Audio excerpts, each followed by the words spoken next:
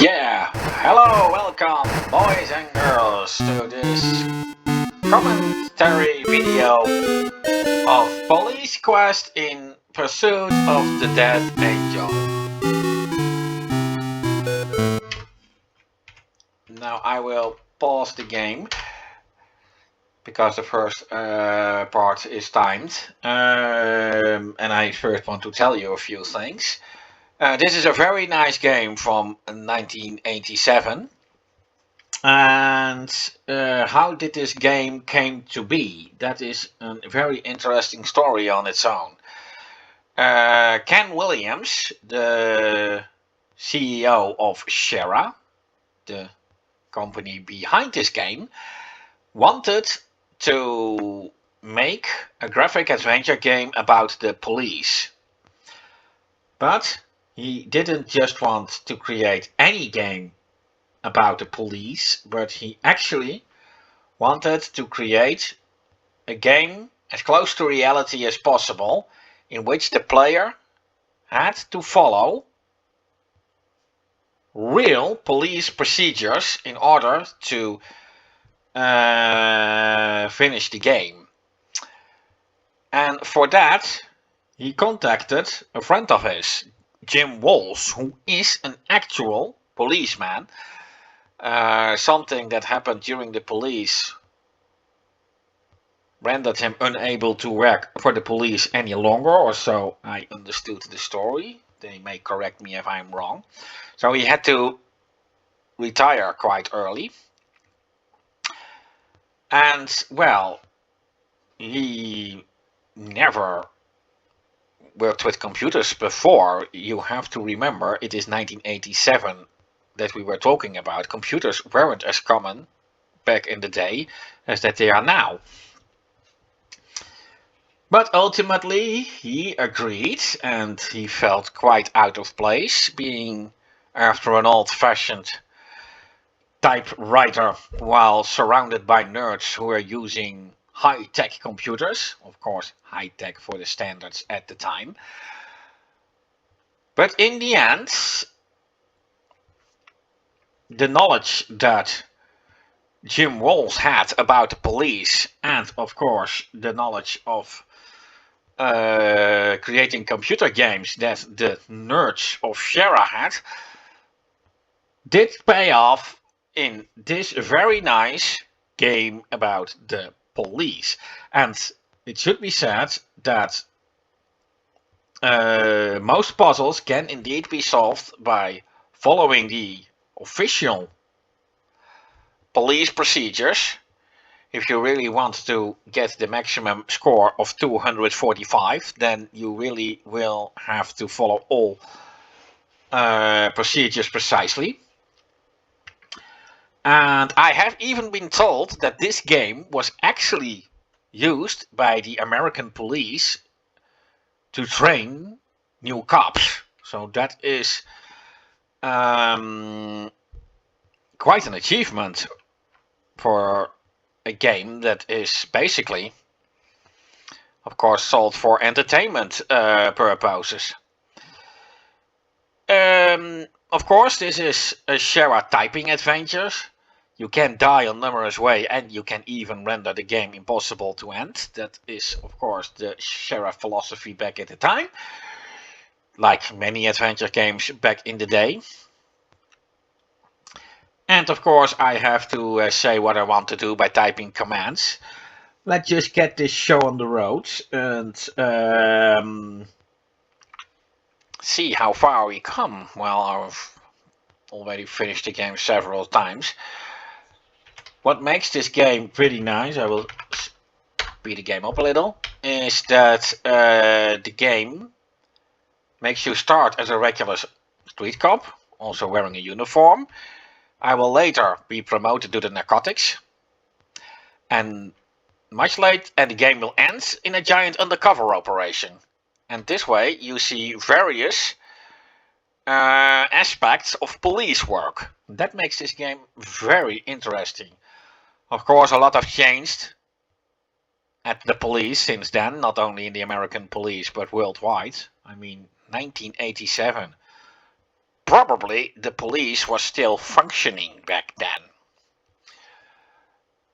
Well, let's see what the game has to tell me. Can you believe that Morris Fradley, every day he showers here because he's too cheap to shower at home? Hmm. Were the water prices in the States really that high? Oh. O just means open. Well, that's undress.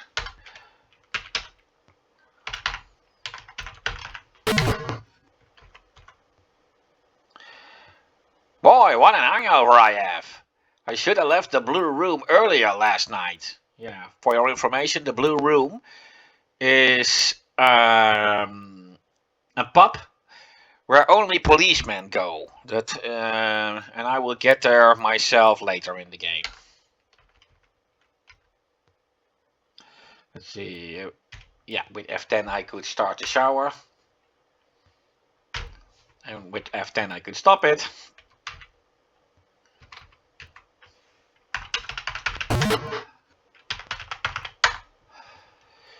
Yeah, the game automatically picks the correct suit of clothes.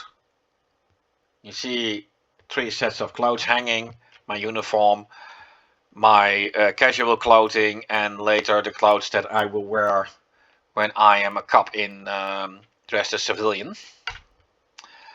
Get all will just get me everything I will require to have with me in my current possession.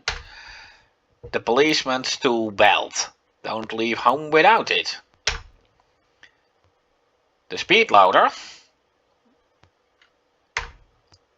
And my briefcase.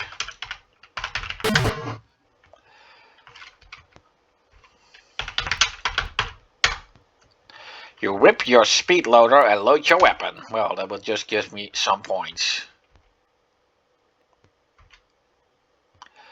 Let's go to the briefing room. A briefing at 1 o'clock. And that was what the timer was also about. I mean, if I took too long, then I would have missed the briefing, and that would count as a death. You check your pigeonhole and find a handwritten message. Sonny, how about an 1198 at Carol's Caffeine Castle later in the shift? Steve. Now, of course, Steve is a colleague of mine. The game will very much mention codes like these, like 1198 in this case, which is clearly meaning a break. Yeah, the American police appears to work a lot with these kinds of codes. Of course, we will get later to the Caffeine Castle.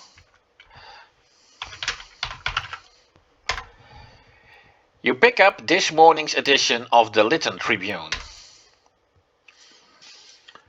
Now, the interesting article is the dope in the city.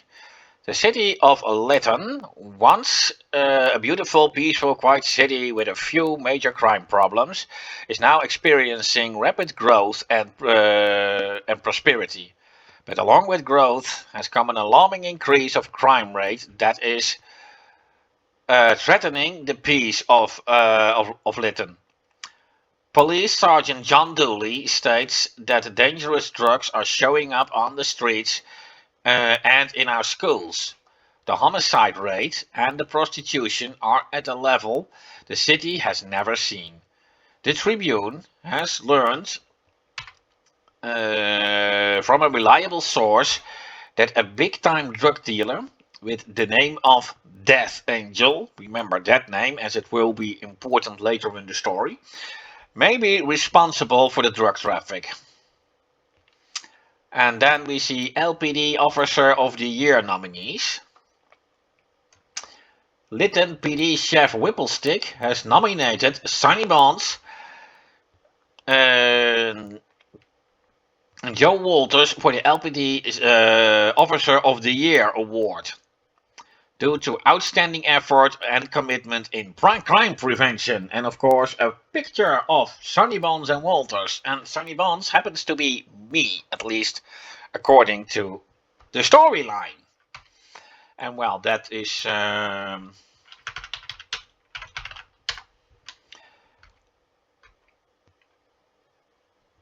Sonny Bonds, please find your place. Briefing is about to begin. This is your assigned position for briefings. Well,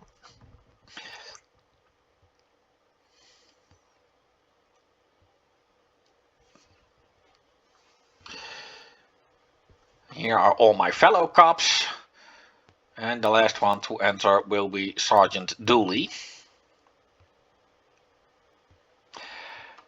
Sergeant Dooley briefs the 1300 shift, beginning with the latest hot sheet of stolen rights. Welcome back, man, said Sergeant Dooley. I hope you enjoyed the long weekend. Now listen up, he barks.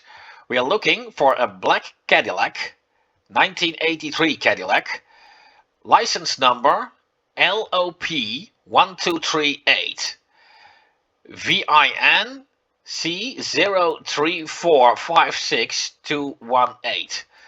Now, these numbers will be important later in the game. Reported stolen last week. Try hard to find it so I can get to that Malcolm Washington character off my back for a change.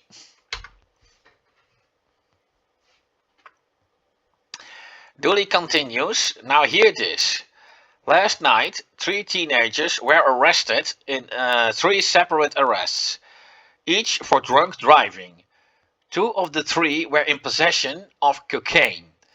And all 3 attend Jefferson High School. That should tell you something, boys and girls. Yeah, that is indeed no coincidence, but I'm not going to reveal much more. Yet. Well, that's it for today. Watch your butts, kids.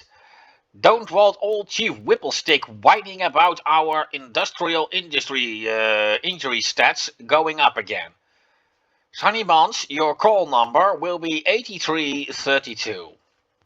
Well, remember 8332, as every time they will try to contact me over the radio contact, they will address me as 8332.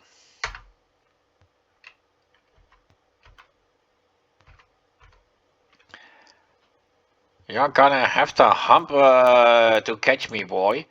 I wrote so many tickets while you were off duty. I wore down 2 pencils and ran out a paper clear out of ink. Ugh. I had 2 arrests last night. It's a shame both of them wanted to go the hard way. And what has the last one to say? Better write some ticket if you want to keep Dooley off your back. Ooh, it sure clears out quickly around here. Well, this door leads to the office of Sergeant Dooley, but I have no business there yet, so let's leave him alone. You take the petrol car's keys off the keyboard.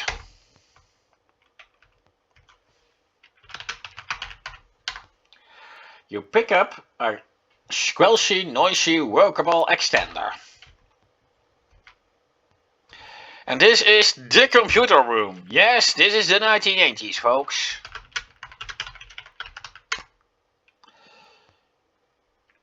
Now let's try something. Names. Wanted for murder, drug involvement, prostitution, last seen area of Chicago, ill. Marvin Hoffman. I can also type my own name.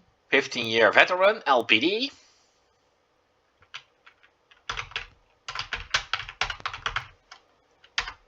No record.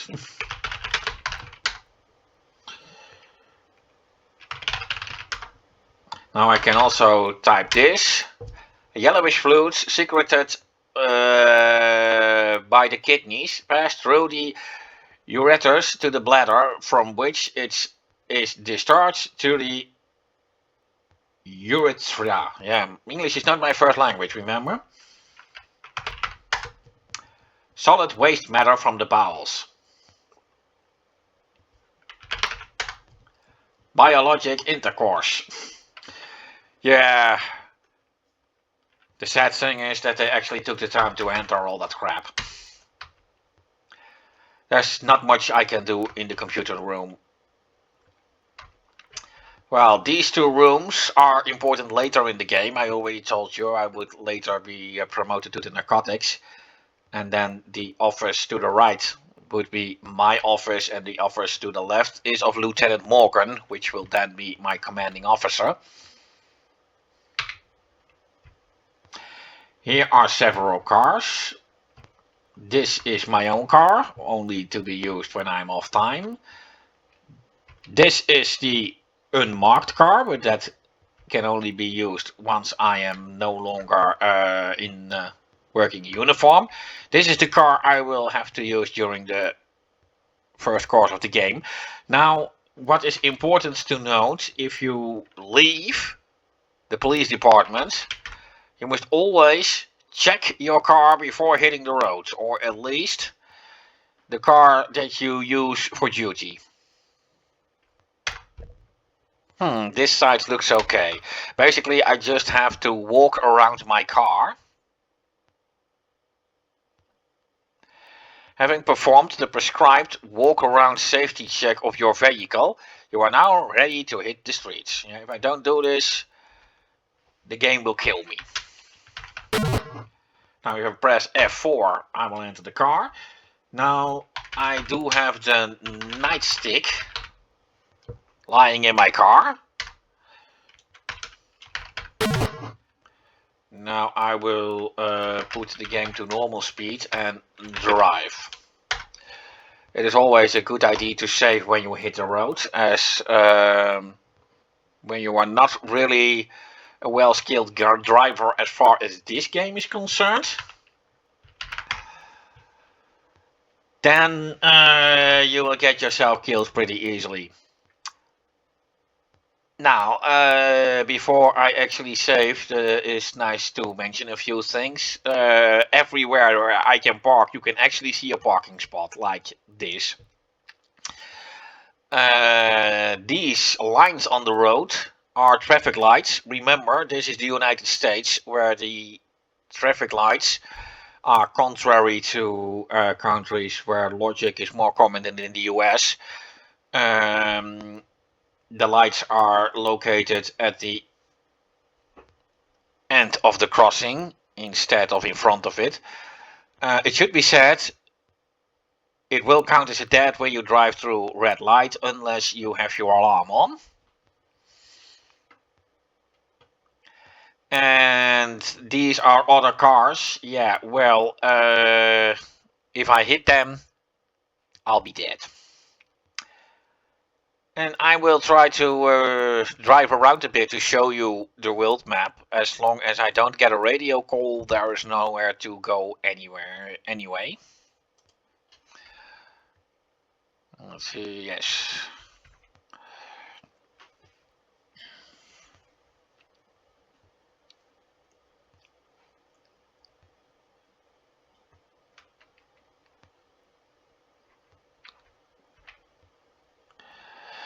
Now here we see two locations. To the left, the courthouse. Yes, that is where I will be when there is actually business with the judge to discuss. And here to the right is the prison. I have no business there now, but that will of course change later in the game. Well, this here is Cotton Cove. It's just a park. No business there yet, but I will need to get there, of course, later in the game.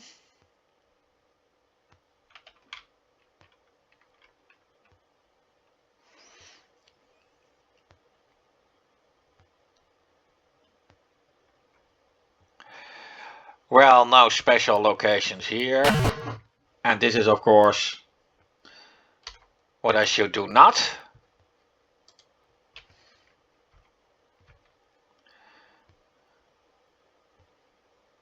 But I was under the impression that I was driving too far to the left, which could also be dangerous. So I was hoping I could get a little bit more to the right.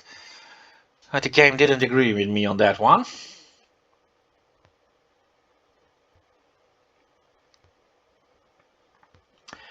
Yeah, that blue dot was just a bug.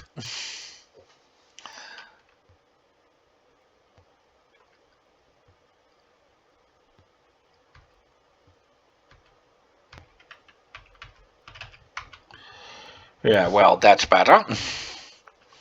Well, like I said, no special locations in this screen of the map. Interesting is, of course, that the letter and the number is here. This here is the blue room. I mentioned it earlier. The bar where only policemen will come.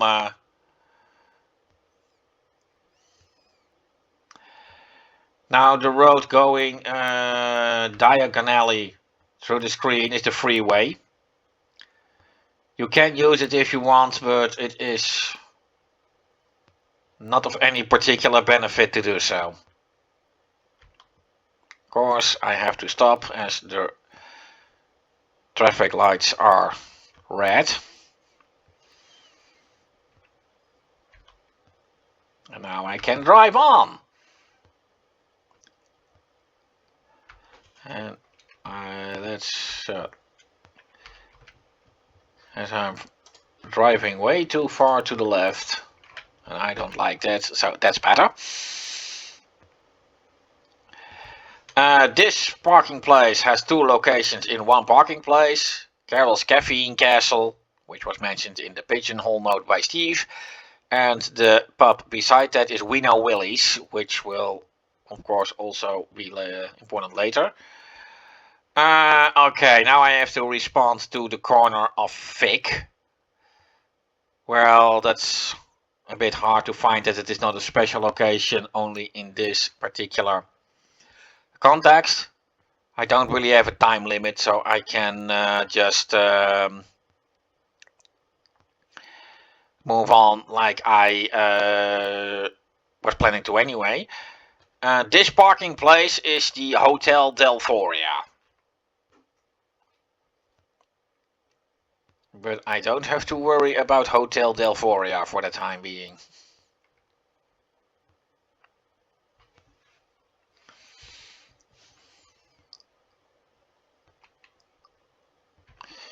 Now, I don't remember the exact location of the corner of Fig, but I will eventually get there. A typical American design city map is normally not that hard to navigate through. This parking place is the Leighton Park, which is of course also important later. One important note, nearly nobody appears to know the traffic rules here in Lytton, so you really have to keep that in mind.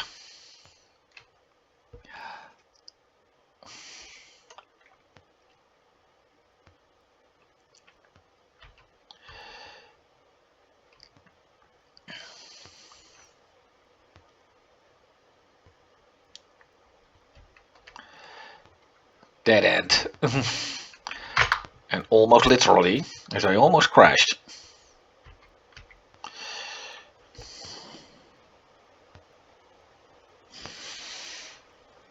Well, a car crash is also what I have to investigate first, or at least so it seems.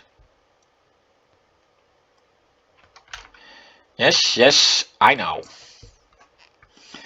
I'm trying to get there, okay? Hold your horses. Or should I say hold your police cars?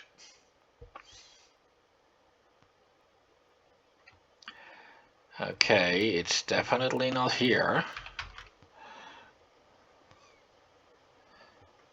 If I remember correctly, it was somewhere to the west.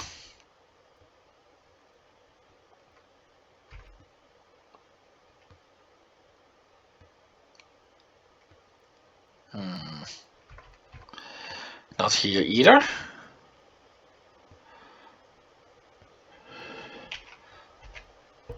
Let's drive a bit faster, shall we?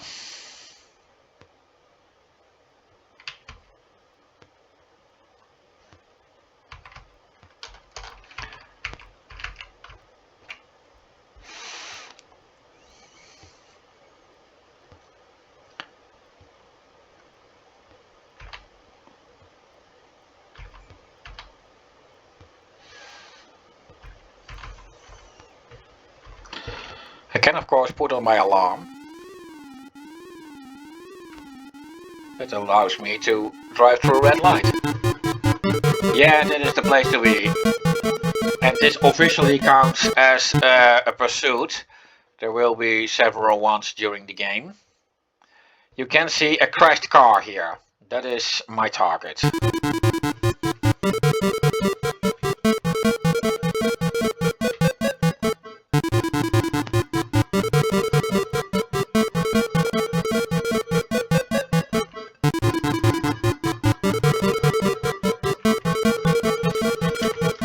Let's put the game to slow now.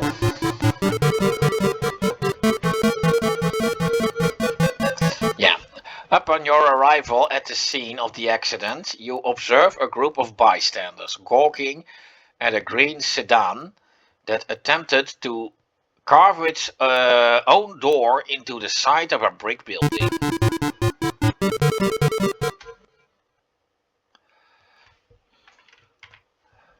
You have nothing to report. Yeah, I pressed Control D, and that is to call.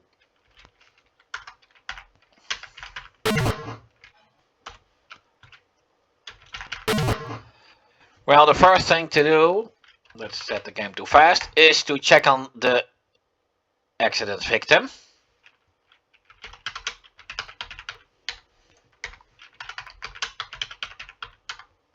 Yeah, you take a deep breath, look in the car and see a male slumbered motionless over the steering wheel. A closer look reveals bloody injury to the left side of his head and a gaping hole in the lower right jaw. Now that's just no pulse, no breathing, no vital signs. There's a bullet hole in the driver's window. This is not your normal everyday traffic accident. In your opinion, this man was murdered. This man is beyond help. Well, before I'm going to call the police station, let's just go to the bystanders. Yes, now an excited young man will approach me. Officer, he says, I saw what happened. I saw everything. I was buying a paper at the newsstand across the street when I heard the scream of tires, he tells you. I looked down the street and here comes this car and a light blue late model Cadillac racing down the street side by side.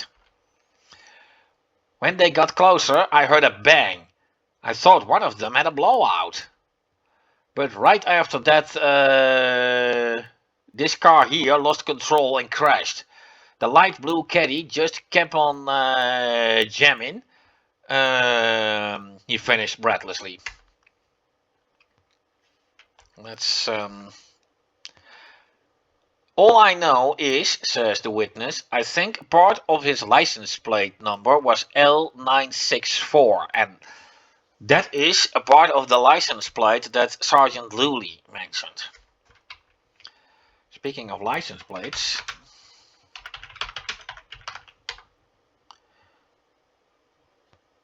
the wreck victim license plate appears to have been lost during the accident. Interesting. Well, as I have a radio extender with me, let's call. If I don't have it with me, I'll have to call from the car. You use your radio to advise dispatch of the apparent homicide. The car radio crackles a response. 10-4-83-32, we copy. 184 PC homicide. Be advised, One homicide unit is en route, and the coroner's office has been notified. Continue your investigation. You notified dispatch of the vehicle information. 10-4-8332. We copy. 187 PC homicide. Continue investigation. You notified dispatch of the vehicle information. You notified the dispatch the vehicle information. Dispatch, this is 8332. Be advised, description of suspect vehicle, late model, light blue Cadillac. 10-4-8332. We copy. Light blue Cadillac. Partial license L964.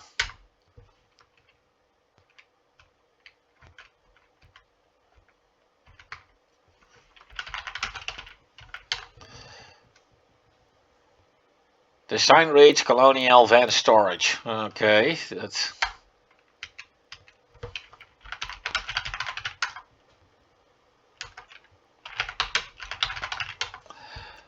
Yeah, that is all a replay.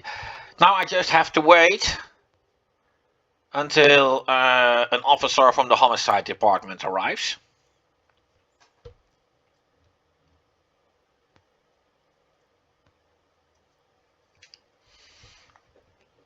There they are.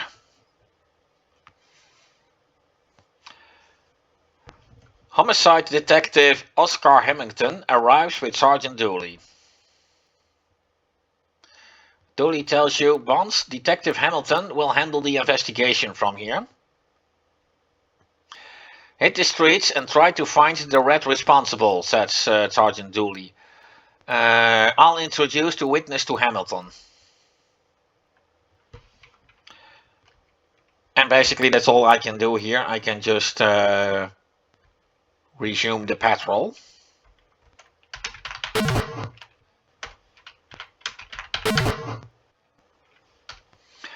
Let's save before I go away. Let's drive. Normal speed.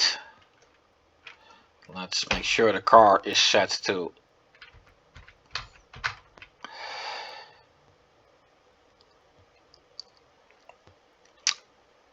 well, I basically have shown everything there is to be shown on the map.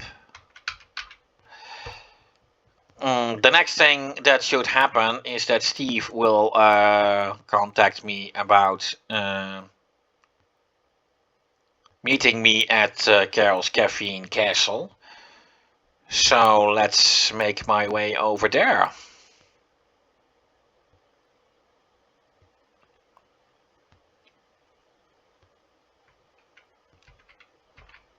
Yeah, I already thought he would do that. Of course, I would have to have the priority as going straight on the same road. Or doesn't that room not count in the United States? I don't know.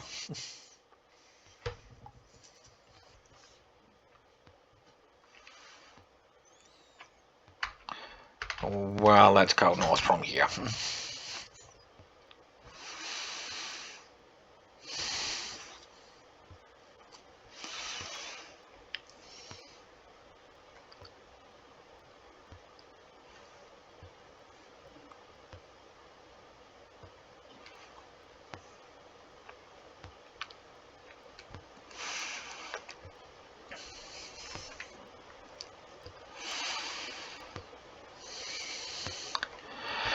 And well, this is of course the Caffeine Castle.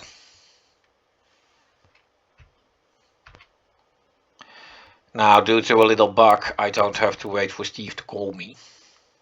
So actually I can already go to the Caffeine Castle.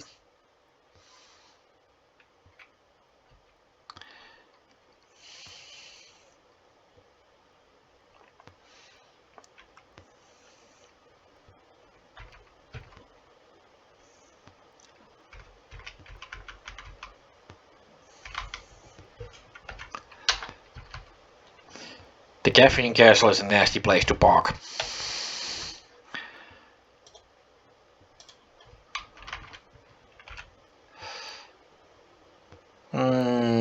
Okay, Steve isn't there.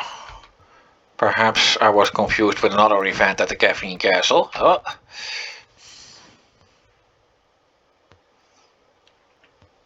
Oh well.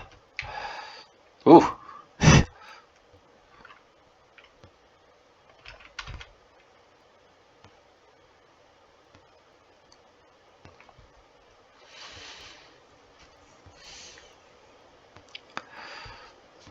Da da da.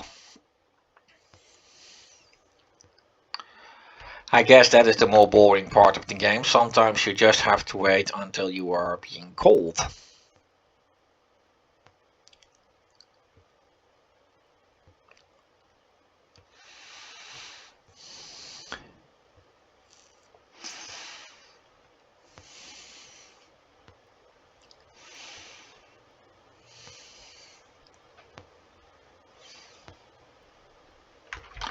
Right.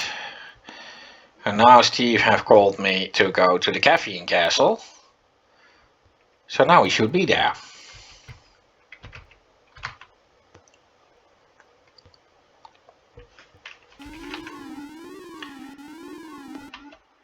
Yeah, that's abusing my alarm. Real policemen don't ever do that, right? That was sarcasm. In case you didn't catch that.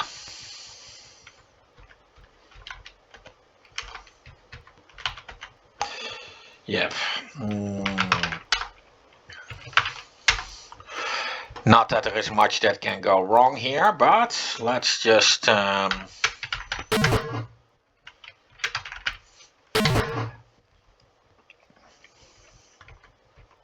be sure. It's just well, here is Steve sitting. Well, let's have a seat.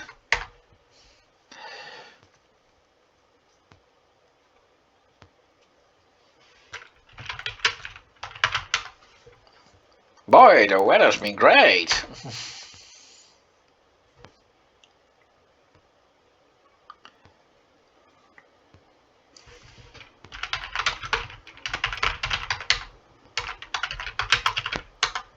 Yeah, okay, this is just menu. You look over Carol's blue plate specials du jour. Filet of hummingbird breast. Pigsty stew. Fried pork rind. Yum. Steve tells you, man, that murder makes a guy wonder what's going on around this town. Yeah, well, that is of course the big question.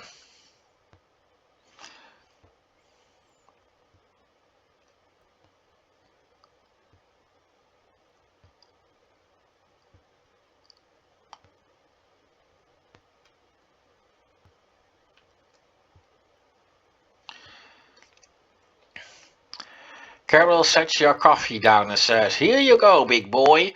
One caffeine IV. Well, you slam the back of the entire mug of Jamaican Java.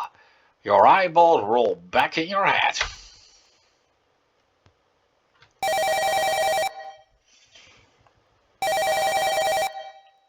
Not used to drinking coffee, eh? Yeah, that's the telephone. Carol yells you from across the room. Officer Bonds, there's a Detective Hamilton on the phone for you.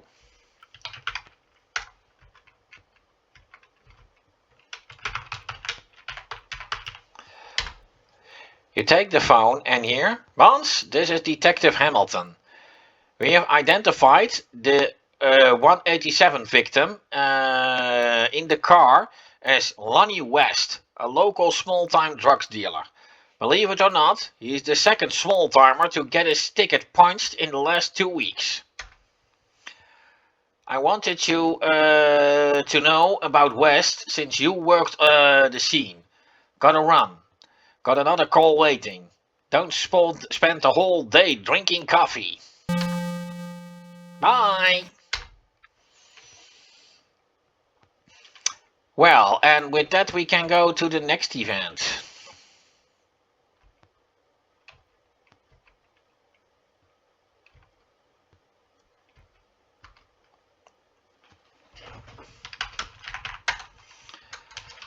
Ah, yes, that is Steve's car.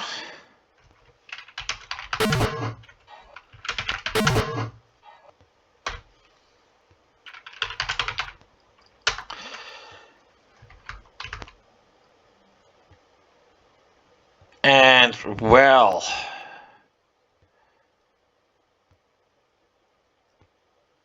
basically I just have to drive around until the game says something about writing a ticket.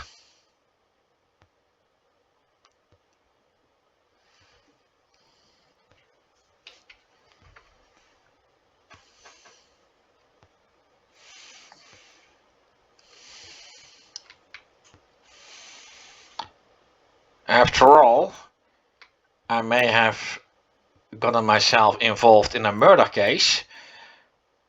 I am still a traffic cop after all. You cruise your beat, just arching to write a ticket. Well, basically, I just have to stand here now, and eventually there will be a car driving through red light, and I have to follow it.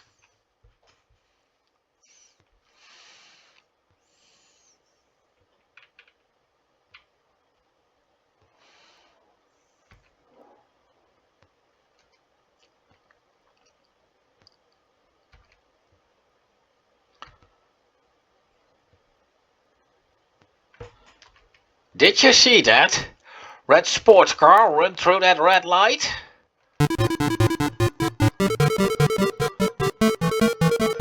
Oh, it's coming my way, huh?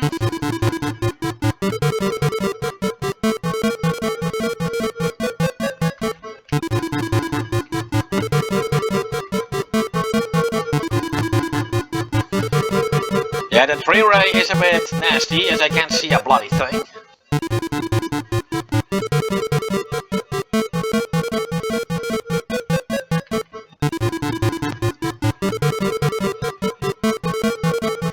And the red car is now convinced that that was the one I was after. Well,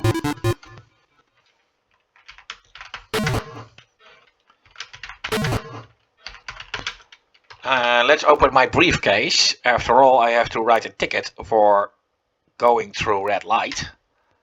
Oh.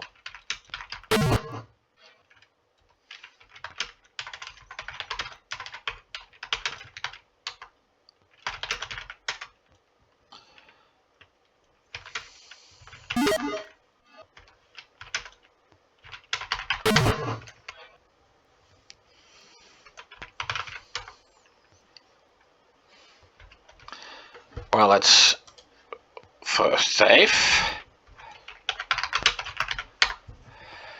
As you look into the car, you wonder, can this be happening?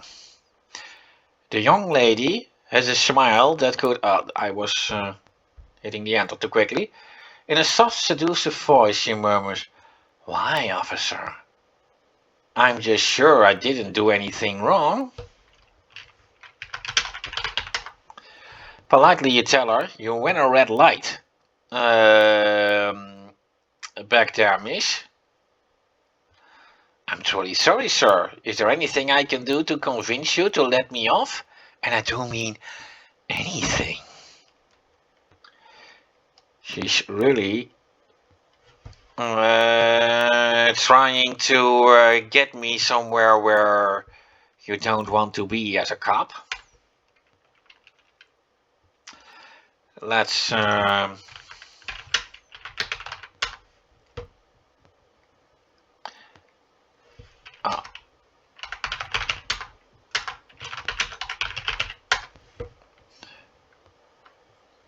being the veteran you are, you overcome temptation and stare at the young lady's straight eyes. May I please see your driver's license, ma'am? And now we see her name is Helen Hotz.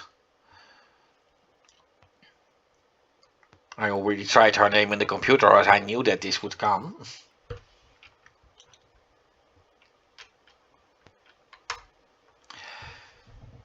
She's hopping mad as she yells, "Oh, your cops are all alike. All you care about is making your quotas. Well, come on, snap it up. I'm in a hurry, Mr. Big Shot Traffic Cop. Guys like you make me want a big dip of snuff. You never give a decent girl a break, you hassle people."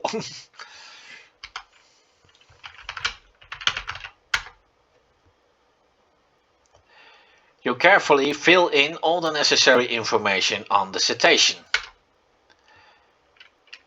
She's hopping mad as she yells, "Oh, you cops are all alike." Oh, no, that's just the same that she said before.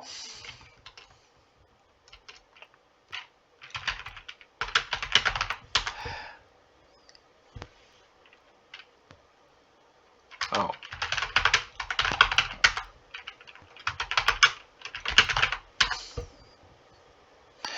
You hand her the ticket book and your pen. "Please sign at the X, ma'am," you politely instruct her. She hands your ticket book back and suggests with a sarcastic smile, "Why don't you shove that pen where the sun don't shine, officer? Mommy and Daddy, really?"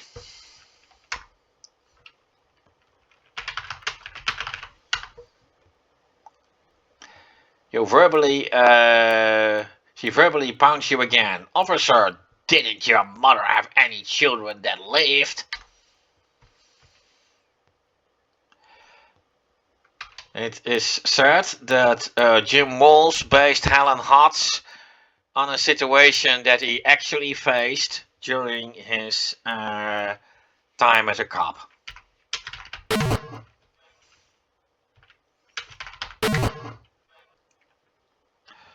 Well, let's just put to normal. Enraged, the young woman shrieks as you drive up. "Your mama wears army boots, you beep hat!" Well, I don't give a damn about what you think, young lady.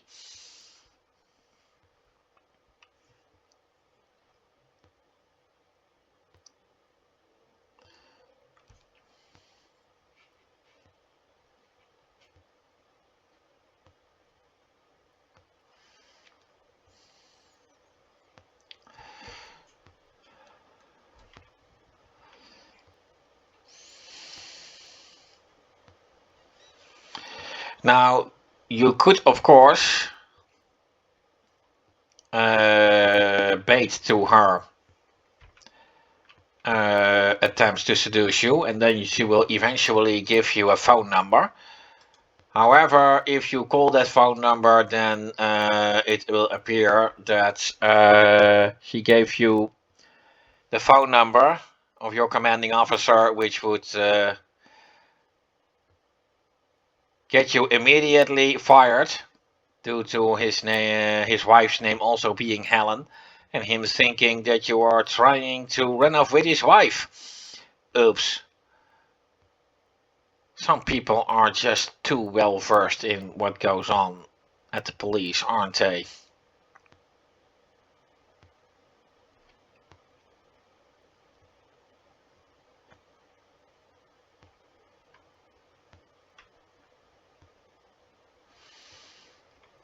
Dispatch Quicks, 8332, response to a complaint at Carol's Caffeine Castle. Well, I was already on my way there.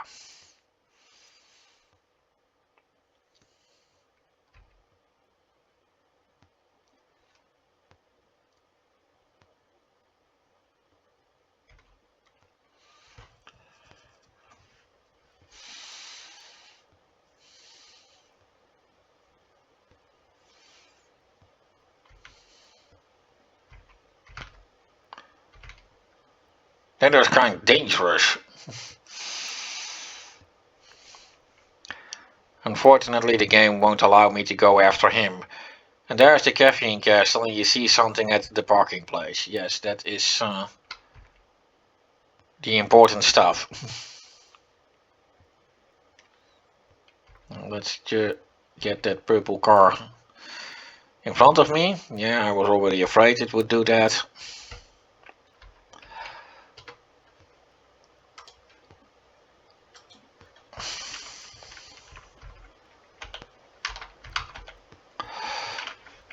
Yes, there are some motorbikes right now.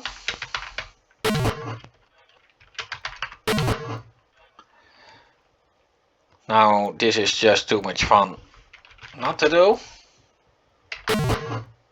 Oops. Somebody is gonna have to answer to 4 angry people. Well, let's talk to Carol.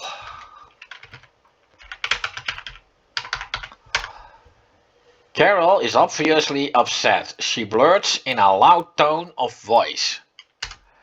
Oh, Sonny, those drunken bikers in the bar next door are taking all of the parking places in front of my cafe. They just have no consideration for others. Where are my customers going to park? Would you ask them to move their motorcycles, please? Great, another chapter in your life of big-time crime stopping. Parking space hogging.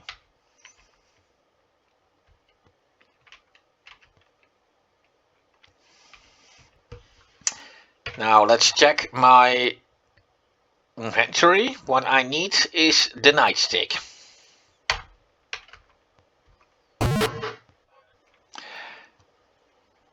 As he heads for the back room, the bartender mumbles under his breath, "Here comes trouble."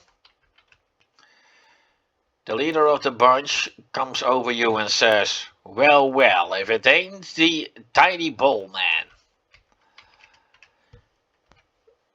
What the beep do you want, pig?"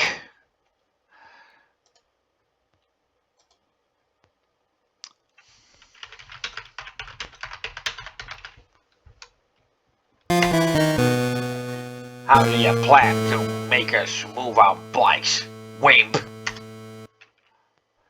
Say goodnight, pig. We're gonna kick the beep out of you. Well, they leave me no choice but to use violence. If I don't, they will kill me. You remove your PR-24 and take a defensive stance. The head biker quickly backs down, saying, "Oh, excuses, sir. If you're going to be rough with this, we'll just leave quietly." Come on, guys, let's blow this joint. The local working girl, seated at the bar, seems to know you. She hops from the stool and shouts, "Sonny Bonds! That you? Oh, my hero. Boy, am I glad you showed up. Those guys had some pretty strange ideas."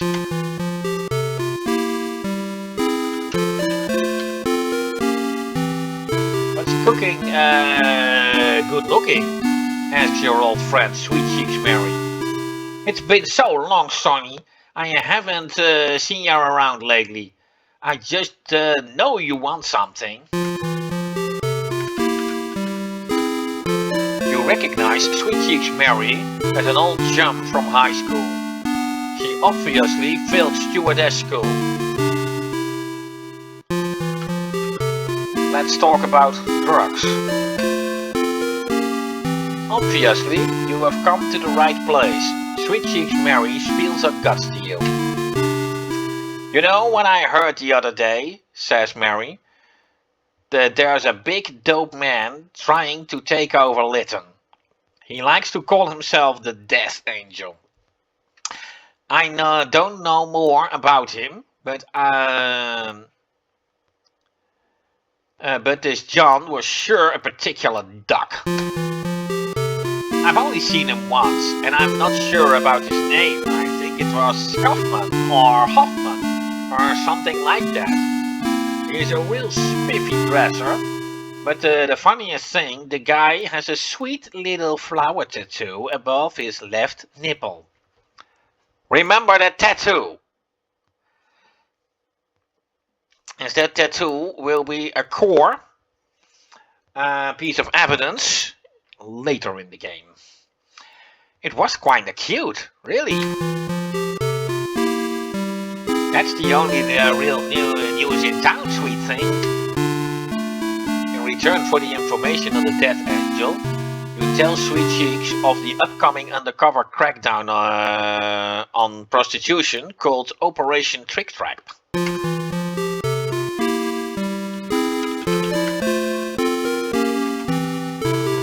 Well, perhaps I can kiss her. Sweet Cheeks' eyes brighten. Oh, Sonny, you know I just love that, but I'm meeting someone in a few minutes. So long, sweetie, says Sweet Cheeks Mary. Come see me sometime, where we can spend more time, darling. Sweet Cheeks steps back into her office and says, see you later, Sonny. Yeah.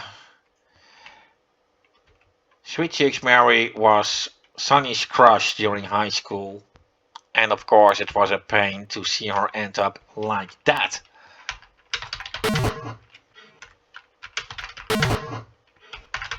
Let's set it to normal speed and drive.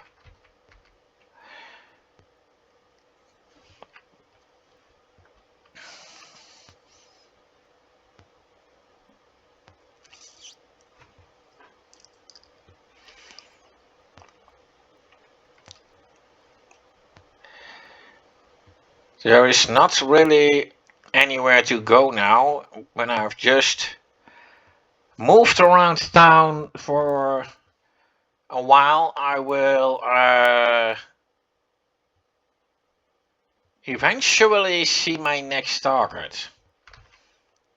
Yes, it is a traffic offender.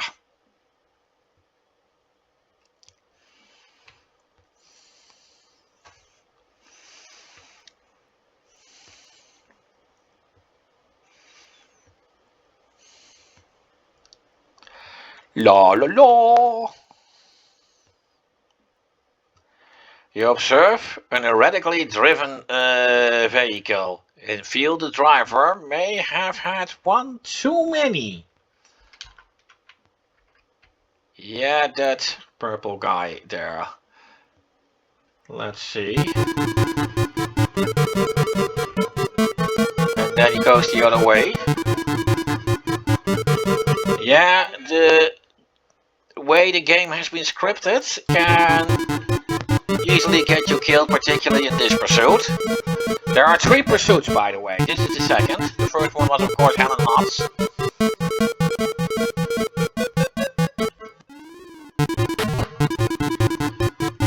Like I said, that is something that easily happens during that particular pursuit.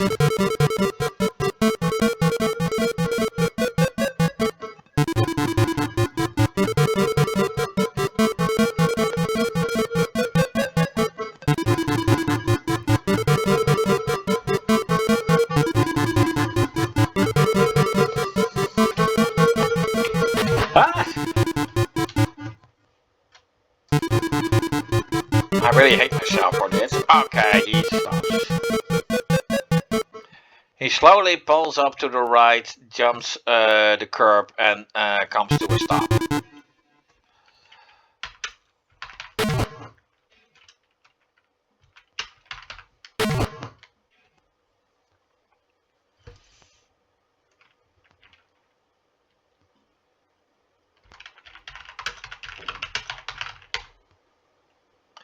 This vehicle has a personalized plate.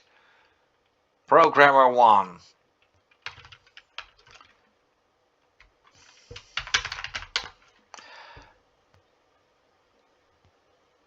Proper police procedure.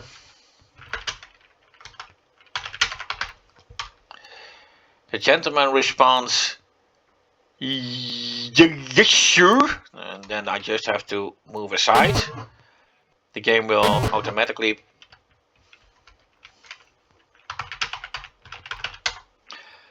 The man fumbles with his wallet. My license? Yeah, it's here, right, here it is. Art Sarabian, restrictions programmer. Yes, I know, he does look a lot like LO, but it has been denied that he was actually based on him.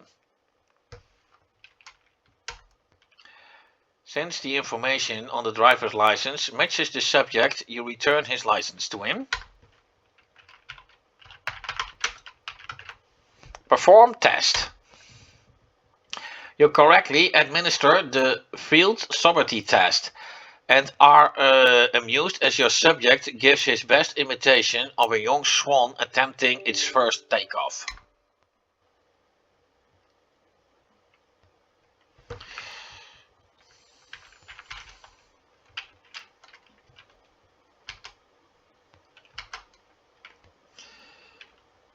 Well, that is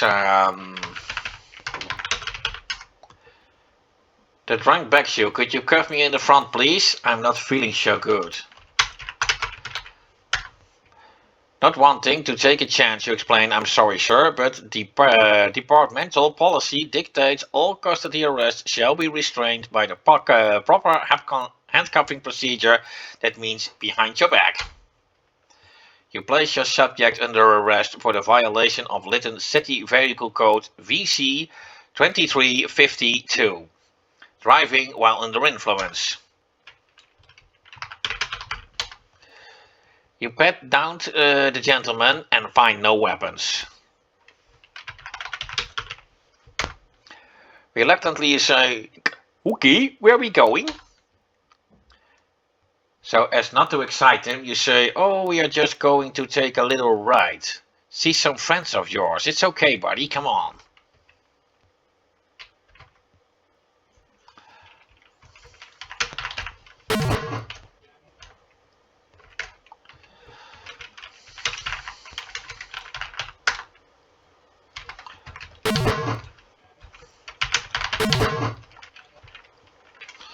Yeah, wait a minute. Let's just check out the car. Proper police again. Oh, yeah.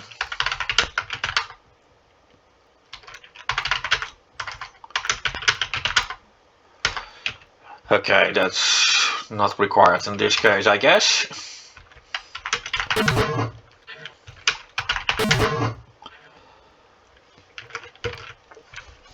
Radio dispatch. One check on personalized license plates. Programmer 1. It appears to be currently registered.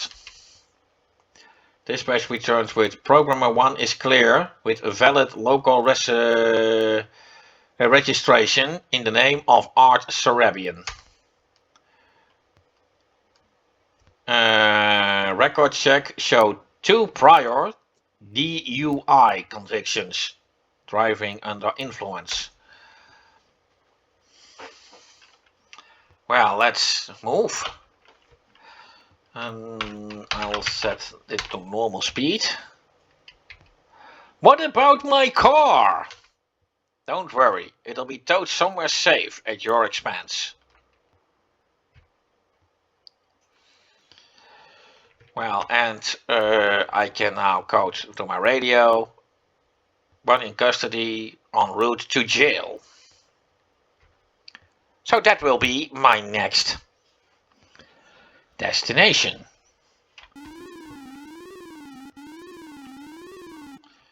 Saves a lot of time. Of course, once I have the unmarked car, this joke won't work anymore.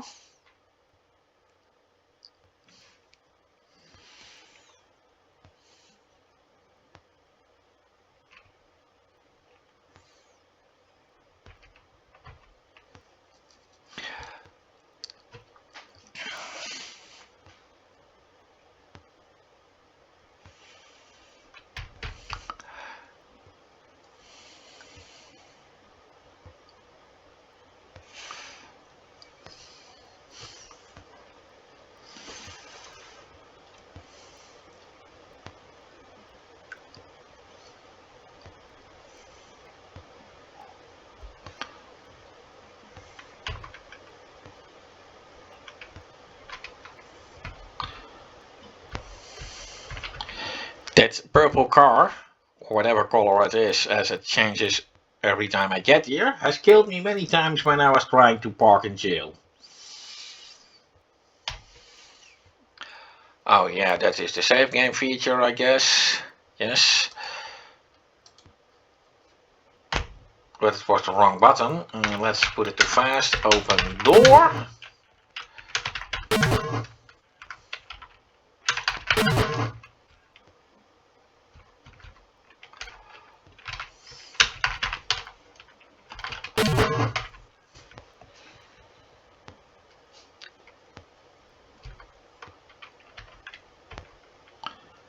Watch your step, Art. We don't want you falling down the stairs.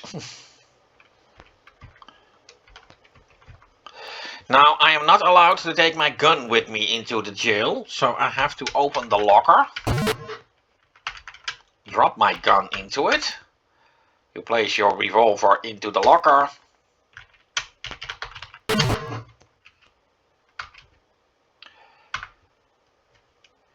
Several things can happen depending on your suspect when you enter the prison with a gun.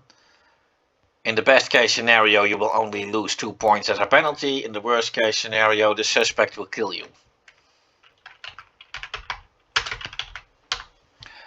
You push the buzzer and the jailer releases the electronic lock. Follow me, you order the prisoner.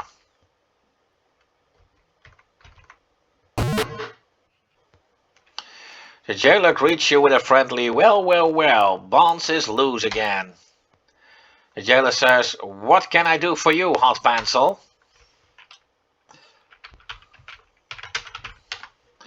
You remove the cuff and place them in your handcuff case. "Ooh, boy, that feels good," says the drunk. "Those cuffs were so tight I thought my hands were torn off." If he throws up on the floor, the jailer laughs. "You're gonna clean it up, Bonds."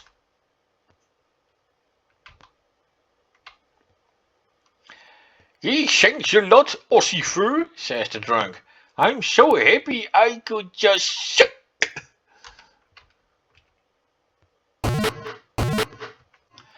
Laura enters the jail and says, "Hey Sonny, I need to speak with you for a moment." A position has opened in the narcotics division, and according to Lieutenant Morgan, it will be filled by a veteran street cop. Hey, I filled the description. If you're interested, submit a memo to Lieutenant Morgan as soon as possible. It would be a great chance for you to get out of that uniform for a while. Just as Laura leaves, the jailer yells at you. "Hey, hot pencil, come over here. I just hung up from talking to Dooley and he is hot." The jailer continues. "He wants you back in his office on the double." This is always too funny not to do. Bang! Door in my face. Of course, let's recover my gun.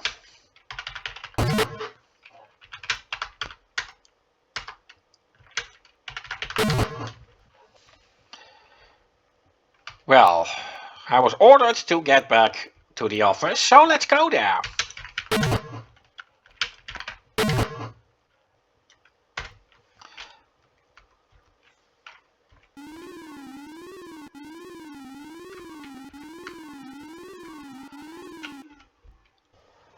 Yeah, the game is still at normal speed, but this should be doable.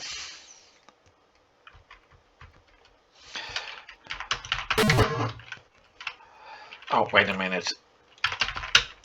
I must leave my nightstick in the car for some reason.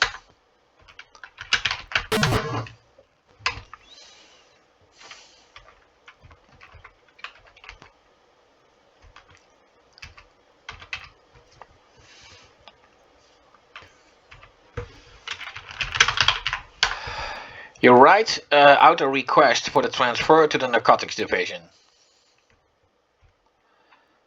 And let's see.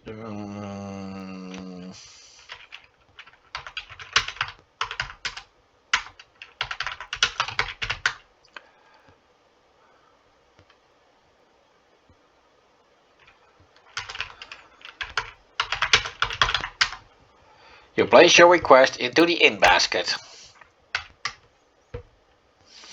Now, even if I forget to do that, I would always be taken there, but that's... If that gremlin keeps messing with me, says Sergeant Dooley, I'm going to notify Internal Affairs to start an investigation. Yeah, a gremlin appears to be pestering Dooley. When I find out who the little weasel is, says Sergeant Dooley, you'd better believe that he or she will be walking a footbeat from the river all the way to Joe's junkyard. Hey, Sonny, Dooley says he ain't gonna start. I read it wrongly. Hey, Sonny, Dooley says he's gonna start a big internal affairs investigation just because some fool put a stinking smelly bird on his desk.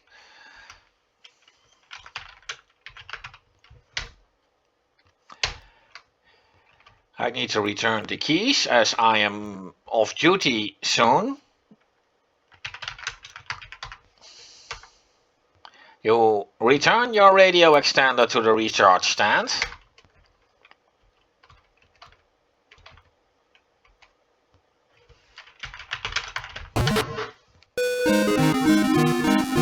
You can hardly believe your eyes. A full-grown chicken with its legs tied together is flapping around about and chucking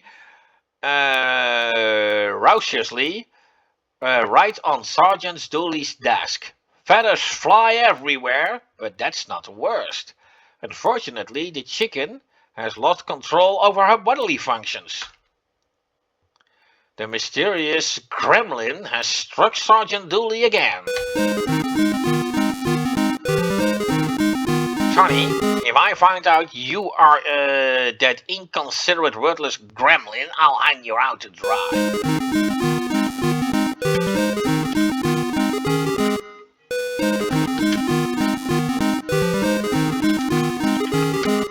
Do that in King's Quest 3. Yeah, that's a nice advertisement for King's Quest 3, where you indeed need a chicken feather for one of the recipes that you have to make there.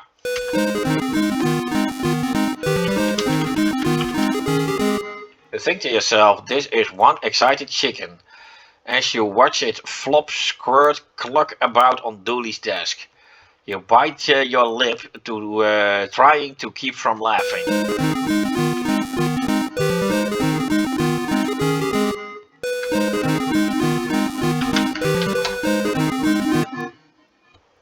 Hey Sonny, you're off duty, aren't you? Some of us are going by the Blue Room to throw Jack a little surprise party. After you change clothes, why don't you stop by?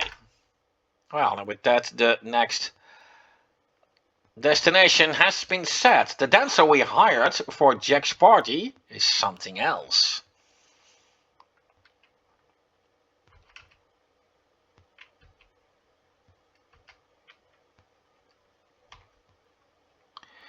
Say, fool, back out here just a shade. You're getting close enough to dance with the Lord, and Lord only knows I did enough dancing last night.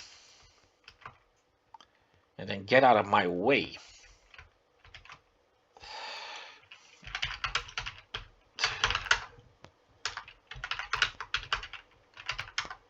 He doesn't clean very well, but he sure cleans slow.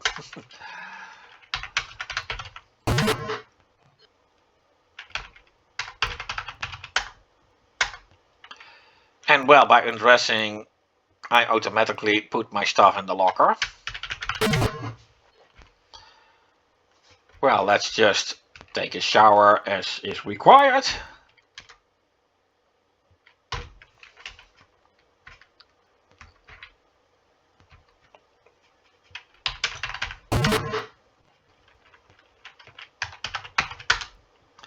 And of course, now I take my casual clothes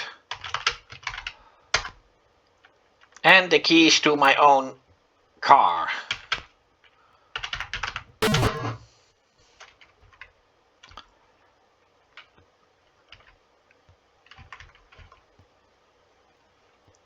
And well, Well, let's be off to the blue room now, shall we?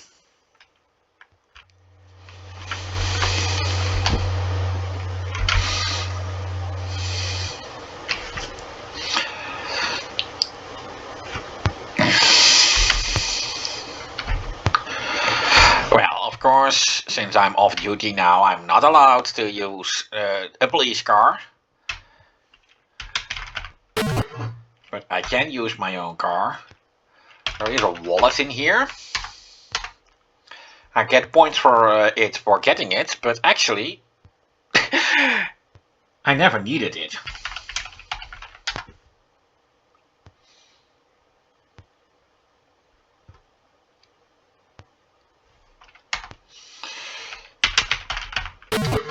Since this is my own car and not a police car, I don't have to check it. So that is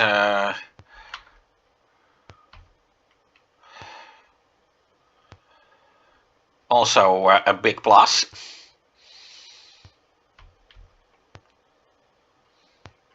Well, green traffic lights.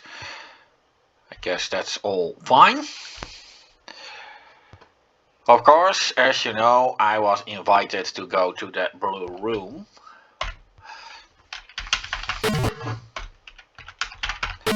Always remember, whatever car you use, to close the door before you enter any building. Otherwise, if you get back, your car will be stolen and then it will be game over. Well, let's get into the blue room. Of course, only policemen come here, but as everybody is off duty,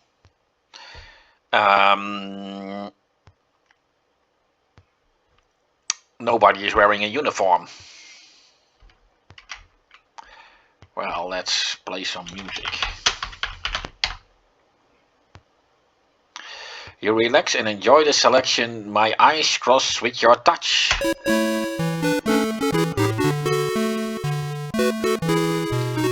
Well, the jukebox will stop automatically once the tune is over.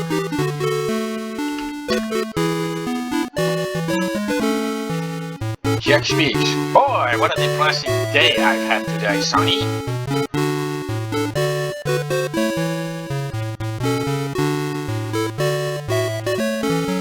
Jack speaks in a very depressed voice. Oh, Sonny, I just discovered my daughter is doing drugs. It's really screwed me up. I know she's getting him at school, but I just can't finger the punk who's supplying. My life's going to crap. I can't talk to my daughter. She won't listen to me anymore. My drinking has my marriage on the rocks. My wife is ready to leave me. Everything's a mess. Hi, Keith, you say. How's it going? Good, Sonny, he replies. Oh my God! Jack is totally surprised as everyone sings Happy Birthday.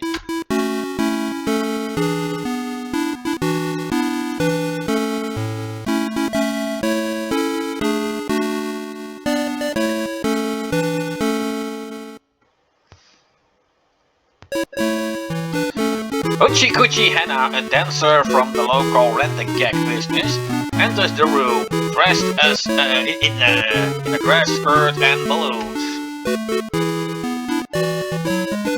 Oh no, now what? It's time to stand up and face the music, Jack. Now, to be honest, I'm not quite sure if I would be in the mood for this if I just found out that my daughter is on drugs, but yeah.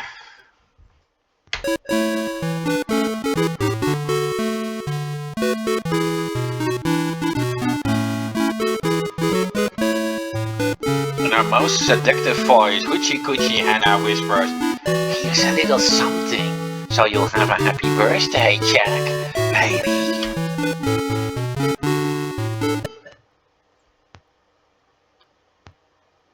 Well, Jack, you old codger, what did you think of Hoochie Coochie Hannah?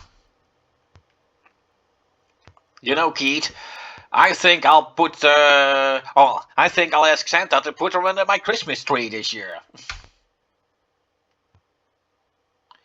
Keith pipes up. Oh, gosh, Sonny, did you forget? We swapped shifts last week. You're due to the station for a swing swift briefing in 15 minutes.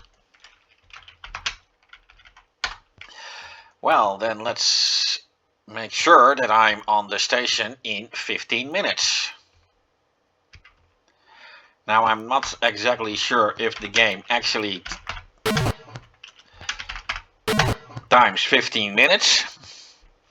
Of course, I will have to have a red light at this very moment. Well, let's take the long way around. Only to face another red light. Fuck you.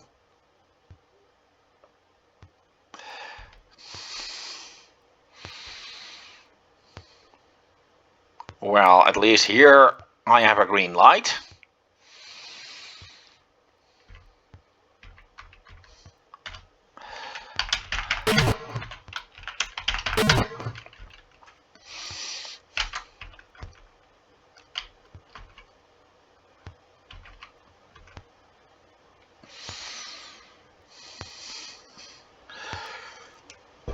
Now, not to worry too much.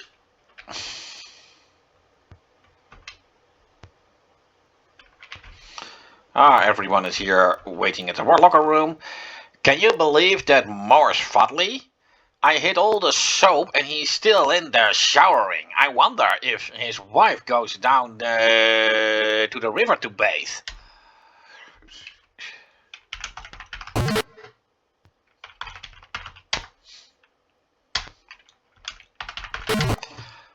Well, of course, regulations state that I have to take a shower. Boy, you sure can tell there's a full moon out. You should see the nut I arrested last night for being under influence of drugs. This dude was so wired he was nude breakdancing on loose gravel. His back looked like raw meat. Well, I really wonder how far that guy had gone.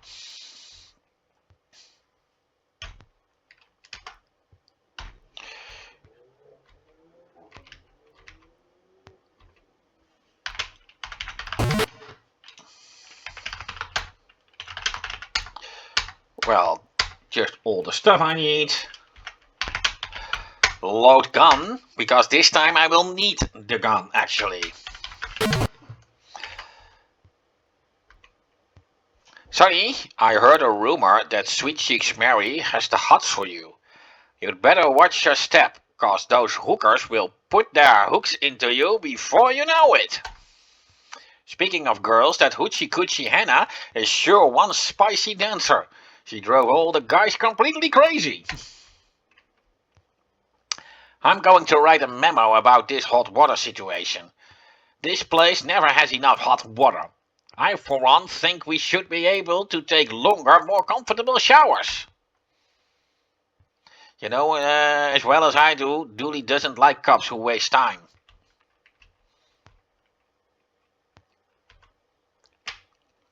Well, I will always be late. In his firm voice, Dooley reminds you, being punctual to briefies might keep some of those corrective memes out of your pigeonhole, Bonds. Now find your seat. Men, we've received information from the day sergeant concerning a missing persons report filed earlier this morning. It appears that a Mexican male, the physical description, by the name of Jose Martinez, was last seen by his wife 2 days ago, getting into a late model light blue Cadillac.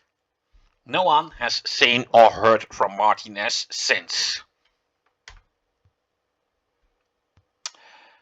This person has some previous arrests involving narcotic sales, says Dooley, concluding the briefing. Be advised that this black Cadillac may be one and the same as the one involved in the recent murder of Lonnie West. We have a license plate number of L964. Remember, Lonnie West was the victim in the traffic accident scene. That was actually my first mission after leaving the police station for the first time. So it is very likely that the disappearance of Martinez was, or do I have to pronounce it as Martini? I don't know. Anyway, his disappearance being linked, it is very clear that this murder case is getting big. Dooley then proceeds to give everyone their beat assignments for the day, concluding with yours. Sonny, your call number will be 8332, the same as in the first part of the game. Keep it safe out there, boys and girls. Let's see what's... Sonny, the next time you sign up for graveyard shift, I'd just love to be your partner. Oh, if you say so. The next time Dooley embarrasses you like that, you ought to tell him to go eat hubcaps in the parking lot. You should buy a new watch, Sonny. You might show up on time for once. Ugh.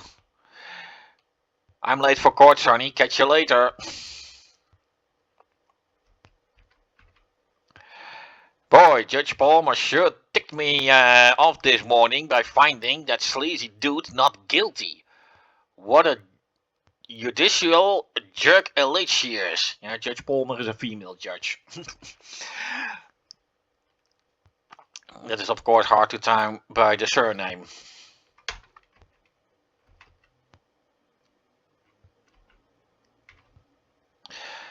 Boy, Sonny, Sergeant Dooley is hotter than a pistol at you.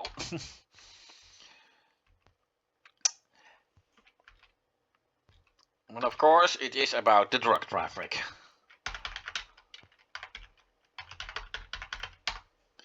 You check your pigeonhole and find a sealed envelope.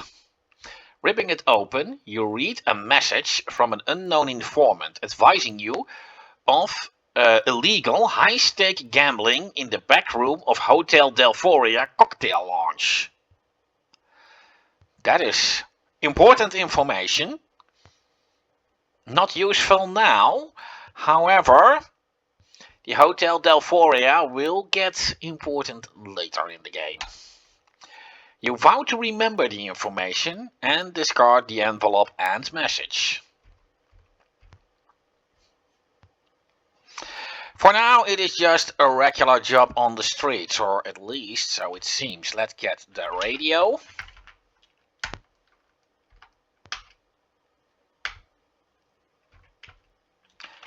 And of course, Mikey's.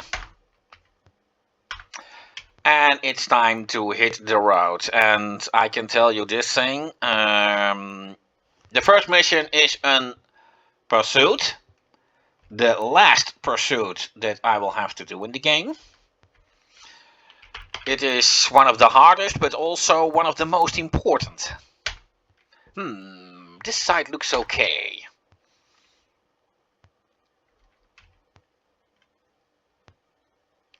Having performed the prescribed walk-around safety check of your vehicle, you are now ready to hit the roads.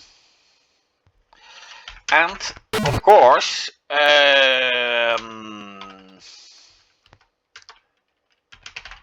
since we are now dealing with a very dangerous criminal, it will be very important this time to follow the police procedures exactly. If you don't, you're dead. Let's first put the speed to normal and hit the road. Let's first save the game. It was therefore a part of the game in which I've been stuck for a very long time. It was actually a friend of mine who figured it out. How to do this properly. You have to remember, I am not a real cop. So I've never been trained in police procedures, and of course I also have to note I am Dutch, so the police procedures that I know are of course the Dutch police procedures, and they may differ a lot from the American ones. I guess that is only logical. Different countries, different rules.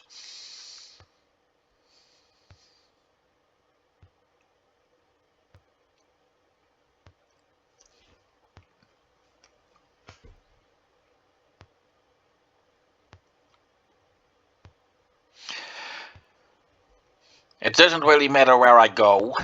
I will find my target eventually. And I think I already see it up there to the north. And indeed, I am already called by radio. 8332, be advised, possible stolen vehicle reported in your vicinity. Vehicle is a light blue late model Cadillac, last seen near Jefferson High, possible drug involvement. Approach with caution. 10-4.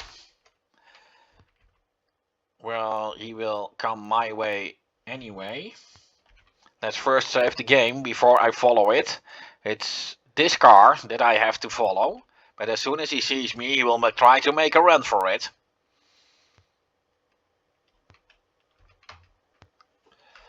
As you can already see.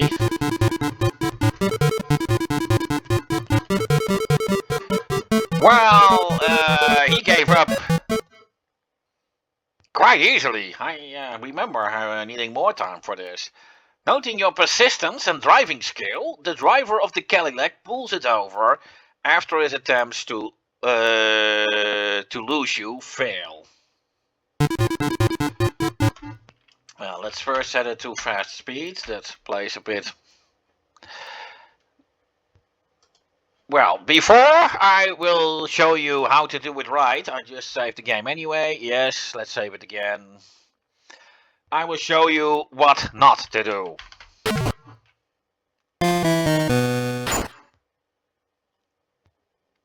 That is the false procedure. Attempting to apprehend the suspect single-handedly was brave but fatal. Review the felony stop procedures section in your LPD policeman's instruction guide.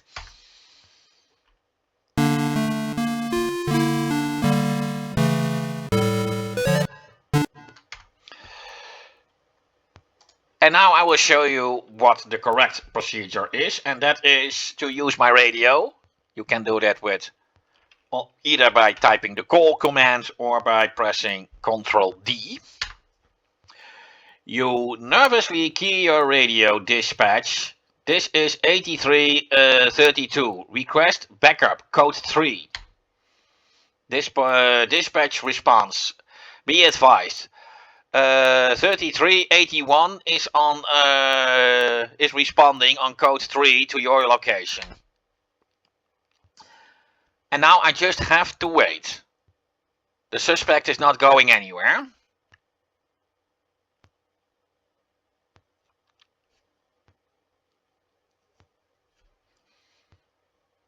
I just have to wait until my backup arrives. Yeah, Officer Jack Cobb arrives on the scene. Cobb radios dispatch. Dispatch, be advised. Hold all radio traffic until code 4 confirmed. Dispatch response. Affirmative. 8332. This is 8331. Sonny, I'll cover you from the passenger side of your patrol car while you make contact with the suspect. 8381 out. Well, of course, he is standing there with a gun aiming at the suspect. I must stand behind my door. The door will cover me. Now I don't have to shoot. By saying get out, I am ordering the suspect to get out. Be careful, this dude's dangerous. Hands up! The suspect falters for a moment, then slowly raises his hand. He realizes he does not have a chance and follows your order. Let's lie down. Okay, I'm lying down. And that is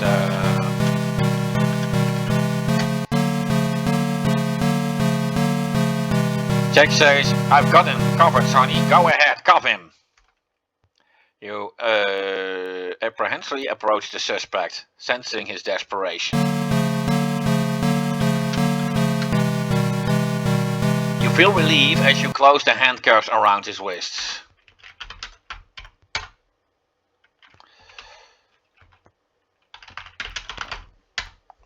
You search the suspect and find only pocket change, plus a loaded Smith & Wesson .45 caliber semi-automatic handgun. The suspect pipes up, honest officer, I only carry that for self-defense on the freeways. A likely story. Quiet down, you order him. Hey Jack, you yell to your backup. How is about booking this evidence? Okay, Jack replies. You ordered the suspect into your patrol car. He submits a sarcastic, alright, beep! Well, before he gets in, let's say his rights. The suspect cuts you off in short and says, I know my rights, you jackass. To be safe, you read his rights to him anyway. Carefully, you admonish your suspect of his Miranda rights. Something I forgot with Arch Sorabian. Not really of consequence if I can complete the game, but it will mean that I can no longer get the full score of 245. You have the right to remain silent. All you say may be used against you in a court of law. You have the right to an attorney. If you cannot afford an attorney, one will be appointed to represent you before questioning if you wish. Yes, he gets in automatically. Good job, Sonny, says Jack. I'll call dispatch and pull out a code 4. Now, before I leave the scene, let's...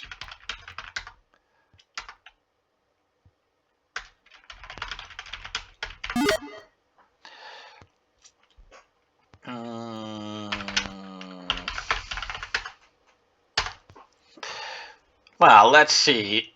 It does contain some important information. $2,000 call RG. Setup HD gambling. Blackjack. Initiate plan for dealer RO. Meet JM and LW. Cindy, $100. Ammo. Meet NW boss. 300 hours. Lunch, Robert G.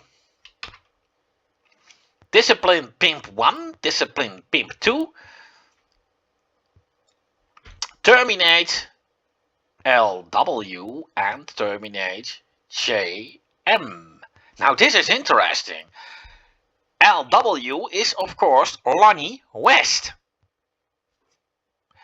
And JM is of course Jose Martinez.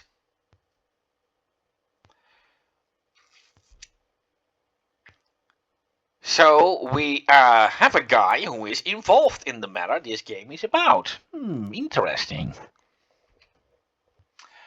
Sunday, poker with JB. Now I know who JB is, but I will not reveal his name right now. Perhaps you can figure it out. Let me know in the comments below if you know who JB is at this particular time code.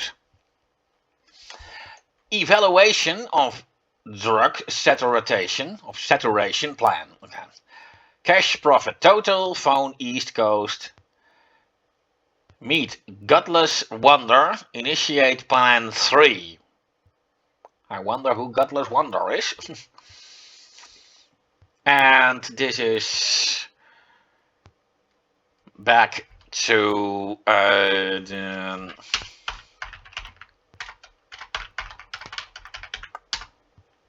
you leave the suspect's black book undisturbed to be impounded with the car. This will be brought to the police station later, and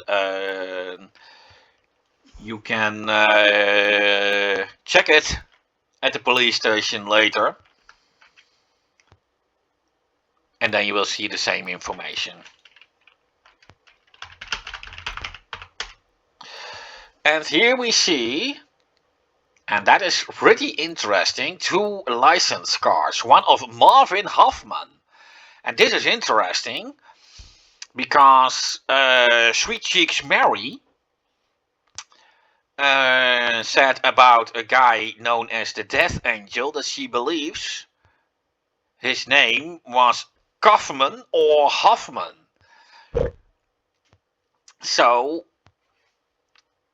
we might have found the guy that Sweet Cheeks Mary believes to be the Death Angel. I'm not going to reveal if he actually is. The other card, Leroy Pearson.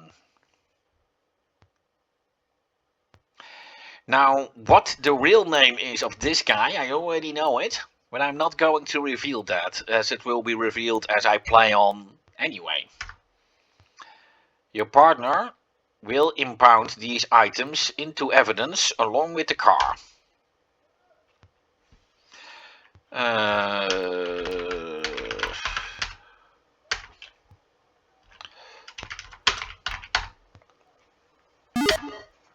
Please note, I'm Dutch, and in Dutch it's very common to combine words together, where in English it's not. So I'm always confused when in English you actually have to put words together and when not. Let's see if there's anything else. You look at the floorboard, the seats, and even under the seats, but you find nothing. Then you remember the glove compartment. Yeah, well, that is not I don't need. Let's see.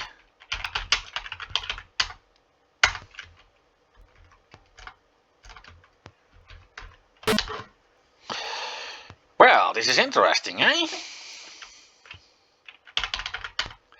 You open the trunk and discover a clear plastic bag containing white powdery substance resembling cocaine, and another clear plastic bag containing green leafy substance resembling marijuana. As you start examining the evidence, you hear Jack's voice behind you. Just leave that stuff in the trunk, Sonny. I'll impound it along with the car. But of course, at the time that this game was created, both marijuana and cocaine were banned in the States. So that is, of course, very clearly showing that this guy might be somehow connected to the drugs network that we are looking for.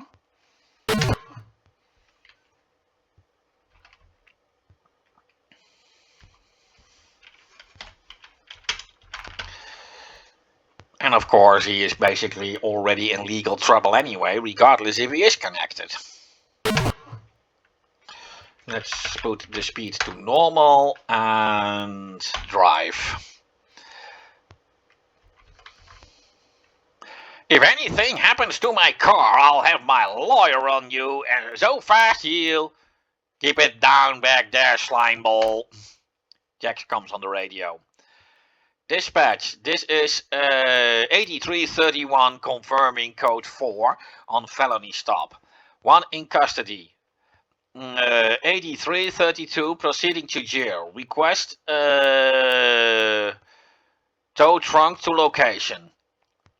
Dispatch response. Affirmative. 8331 code 4. Tow truck and en route.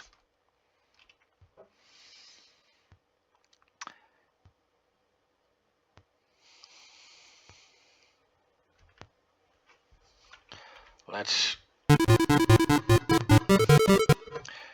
Oh, that was not the button I wanted to hit. This one was. Yeah, I just wanted to make sure the traffic lights wouldn't turn red on me while passing by. And if they did, then at least my alarm would ensure that I would get past without trouble. Now this is one of my last rides with the police car, unfortunately. Ugh. They really need a driving license over here.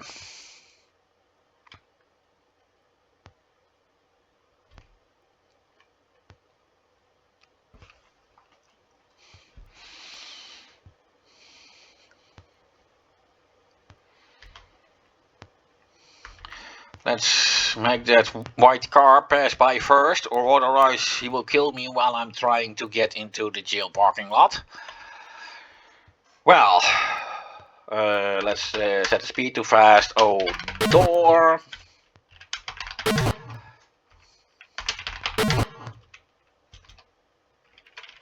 Yes.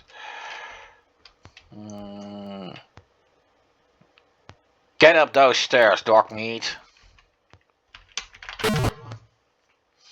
The world would be a lot better off without cops like you. Shut up and keep moving, Hoffman. I guess this is your big bust for the day, huh, pig? Seeing you in cuffs gives me a natural high, punk. You're going to find out this was a big waste of your time and mine.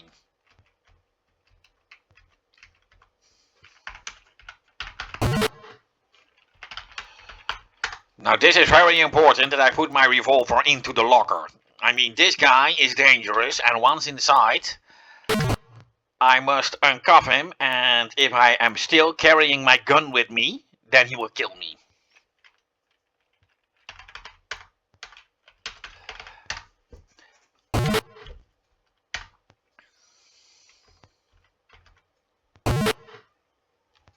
The jailer greets you with a friendly, "Well, well, old Bonds is loose again." "My goodness gracious," says the jailer, "here stands Bond again on behalf of the people." "This is one bad dude," says the jailer. "What are you booking him for, Sherlock?" The jailer responds, "Okay, drugs will do. Fill out the booking slip and give me his property." "What is your name?" the jailer asks the prisoner. "My name's Marvin Hoffman, you scumbag," he responds, "and that's all you're getting out of me." Deep down, you know this sleazebag is not the man he claims he is.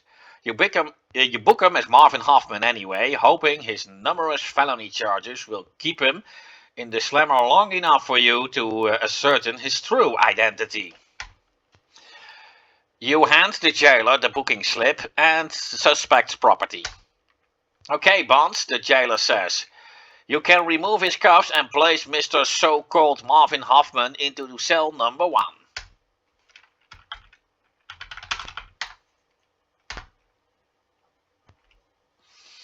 Your penthouse awaits you, Hoffman." "Shove it, pig!"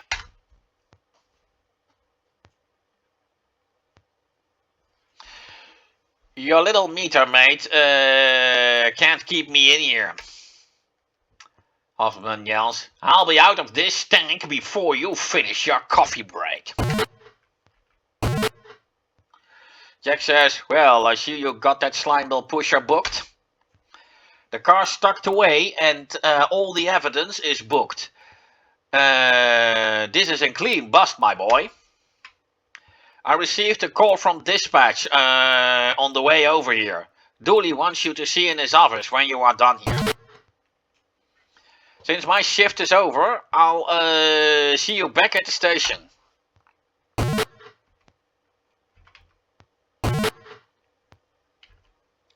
Well, let's first recover my gun.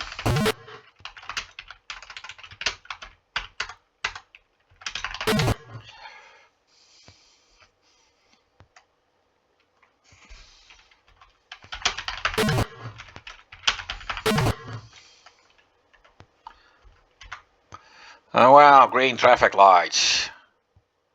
I love green traffic lights.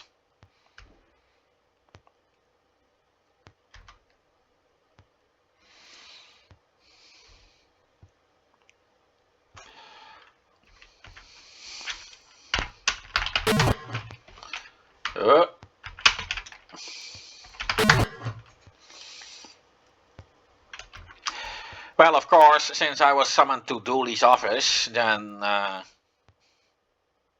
oh yeah, I forgot about that one. I have to put back my nightstick.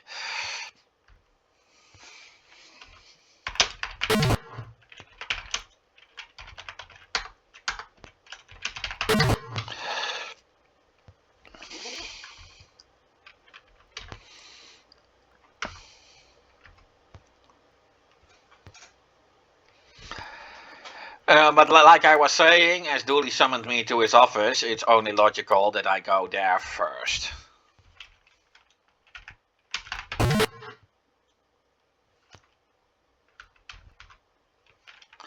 Hello, Sonny. I have a memo here concerning you. Let me read it to you.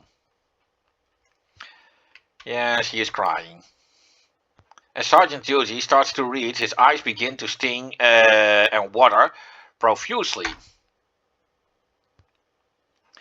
Sergeant Julie races for the bathroom, cursing the gremlin for spraying the memo with mace. On his way out, Dooley yells, "Read the memo yourself, Sonny, if you can."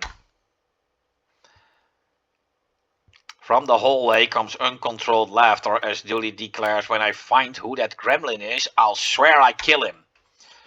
Well, there are some theories about who this gremlin is. I will wait a little while longer before revealing that. Let's see if I can sit in Dooley's chair. You've no time to relax. Interdepartmental memo from Lieutenant James Morton, Narcotics. Reply, Officer Bonds. Officer Bonds' request for temporary transfer to the Narcotics Department has been approved. Bonds is to report to my office as soon as possible in suitable street clothes.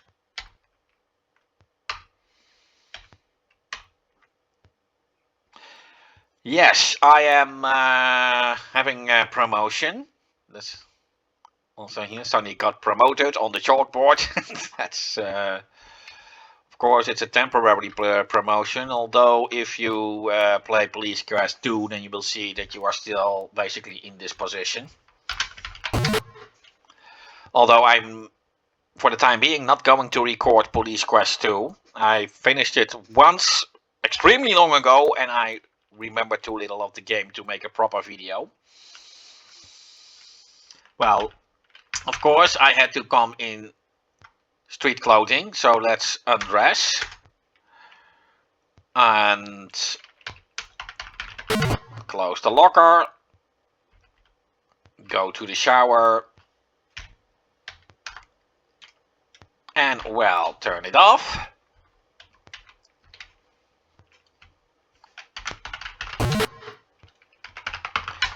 And now you will see that I am taking the street clothes as requested. Of course, I'm no longer wearing a uniform, but still.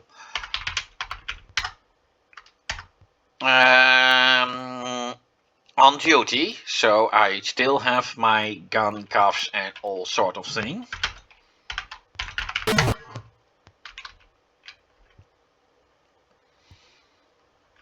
And this will be my dress up, well, for most of the game now. As I'm no longer allowed to drive around in the regular squad car, I have to put back the keys.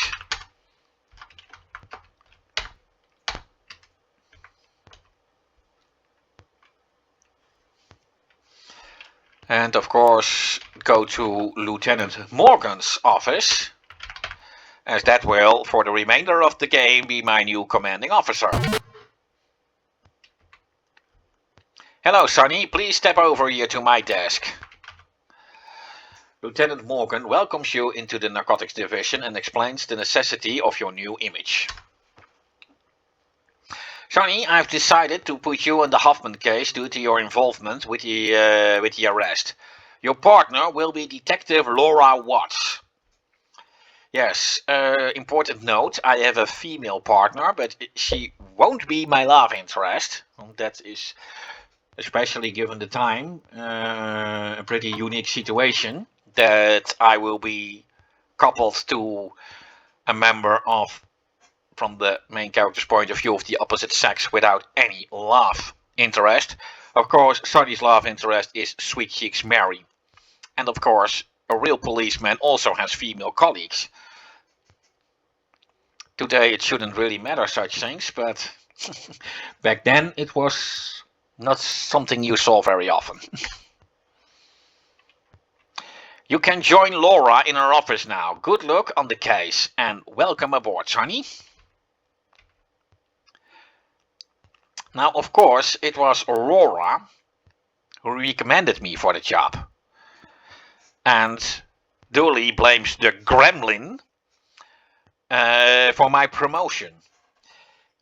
I have heard rumors that many fans think that Laura was in fact that gremlin.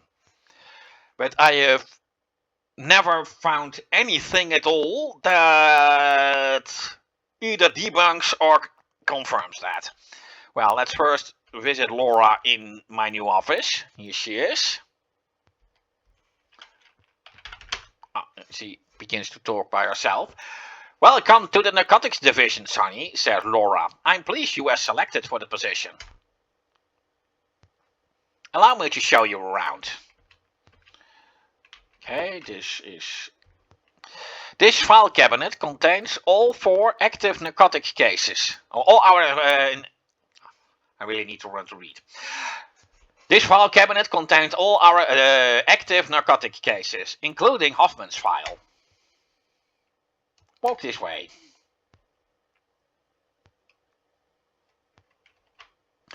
This keyboard contains the keys to the unmarked cars that are assigned to the Narcotics Division.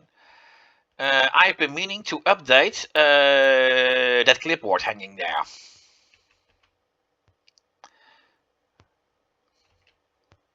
By the way, our radio call number is 83 Nora 10. Remember that, as it is no longer 8332 that I will be identified by. It will be 83 Nora 10. This will be your desk, Laura continues. Since you have your own desk now, your pigeonhole will be assigned to someone else.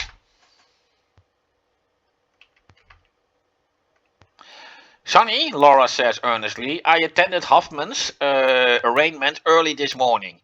He's being represented by some out-of-time hotshot lawyer. The jerk has convinced Judge Palmer that Hoffman is who he says he is, and that's not the worst of it. Judge Palmer sets Hoffman's bail only $500,000, Laura exclaims. This got to show cause to justify a no bail warrant. If Hoffman get out of on bail, we'll never see his ugly face again. Sonny, I have a meeting right now and I can't stay. Hoffman's your baby now and time's running out. I hope you can discover some information that will convince Judge Palmer to hold him without bail.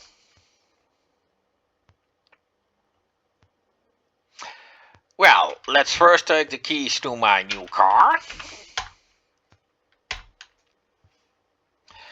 And let's check my basket.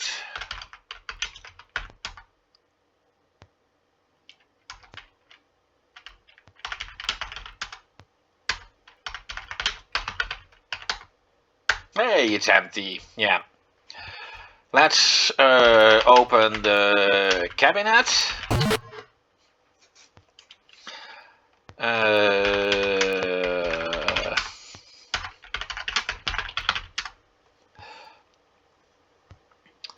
Marvin Hoffman, alias Leroy Pearson.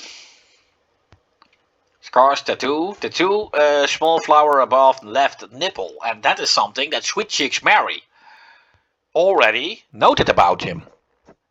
That's interesting. Charges, suspicion of murder, auto theft, narcotics possession, evading arrest, concealed weapon, reckless driving.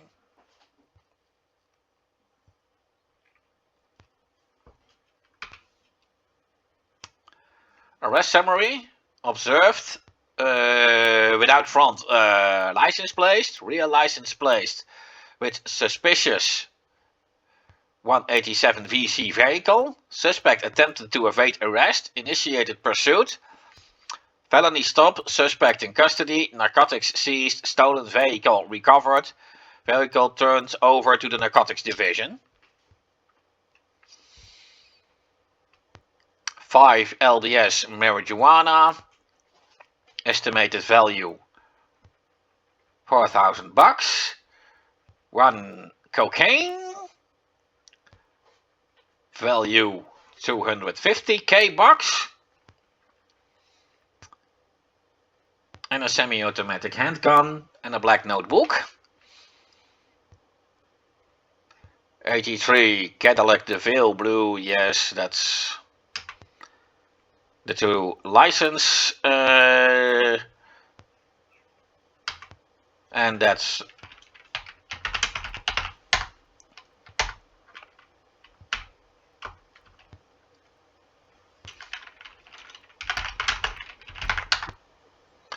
the bookcase contains official departmental manuals. Not really useful. Sonny, I just got a call from jail. Hoffman's attorney is on his way over there with $500,000 to bail him out. Well, if you found anything at all that we can use to hold this sucker, now's the time to use it. Well, I need one more thing, Laura.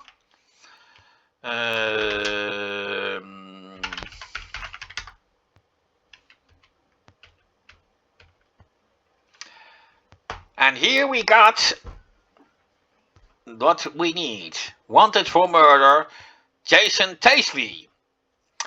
And this is actually the true name of Marvin Hoffman.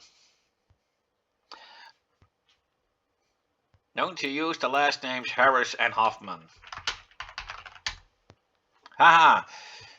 The tattoo of flower above left nipple. You take the FBI wanted poster, knowing Judge Palmer will find it very interesting. Go where?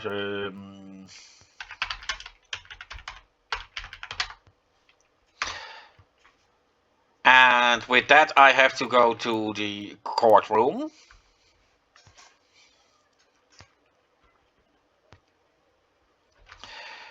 Now this is actually a part that always bugged a bit on me. I hope things go right in this video. Of course, it has been a long time ago since I played the game last. Actually, that was when I recorded the non-comment video. This side looks okay. This is my car for the remainder of the game. Having performed the prescribed walk-around safety check, your vehicle, you are now ready to hit the streets.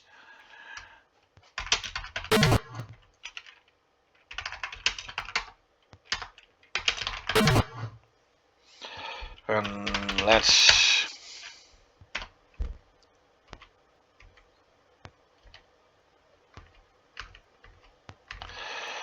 Of course, when you've played this game multiple times, you may already be a bit more accustomed to the routes the other cars are going to take.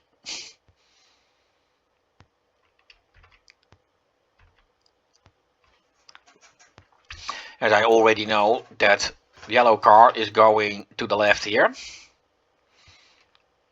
course, after being killed by that particular car a few times when I tried to enter the jail place.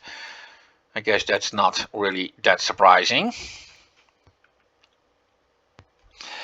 Well, let's save before I try to enter the parking place. Parking is quite dangerous in this game.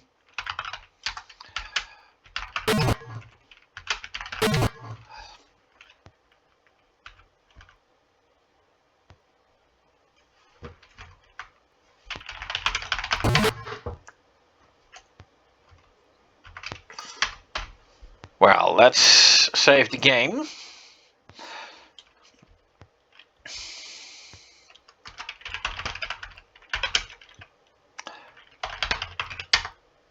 Let's see.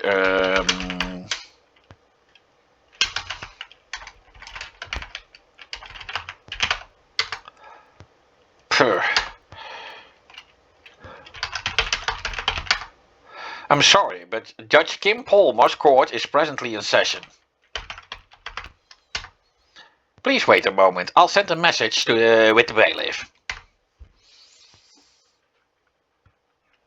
Now I will use a new slot.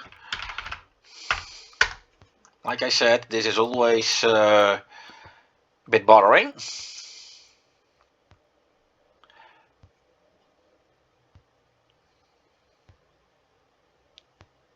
And at least now I have a save game when I mess this up, so I can re-record it if I really need to resort it all out. The bailiff says Judge Palmer will see you. If you can make it quick, go on into the courtroom.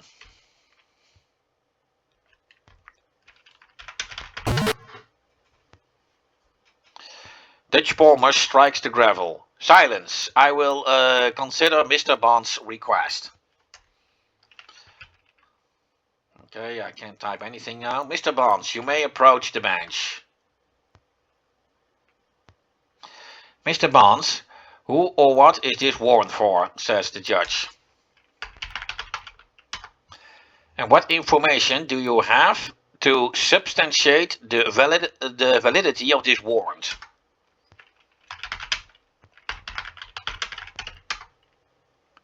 Alright, do you have any other information? Judge Palmer motions the bailiff to retrieve the evidence. You hand the evidence to the bailiff. Your heart races as Judge Palmer evaluates your evidence. You think to yourself, this punk cannot go free. Judge Palmer scans items presented and questions, what makes you think these two men are the same person, Mr. Bonds?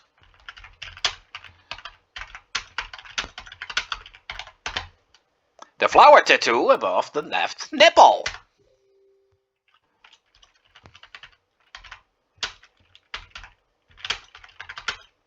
What's a flower? That's... The bailiff and the court reporter squirm and choke, trying to conceal their laughter, while you quietly tell the judge your tale of the tattoo and nipples.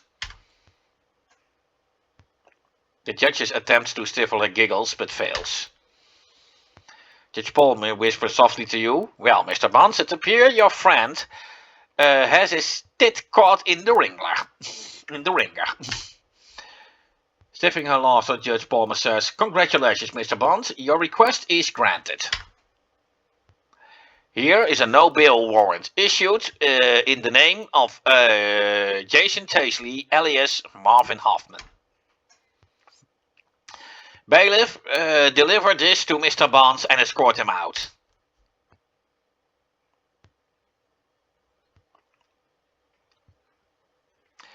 Here you are, Mr. Bonds. I hope you are not too late. Taisley's attorney is at jail at this very moment, attempting his release.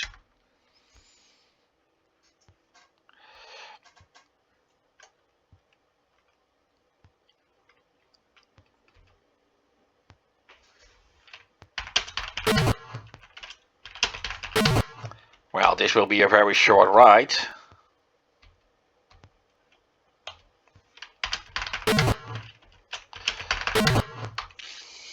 Now I don't have a suspect, so he can't do anything to me if I don't drop my gun in here. Yet, if I don't do it, I will lose 2 points as punishment, so I will have to do it anyway.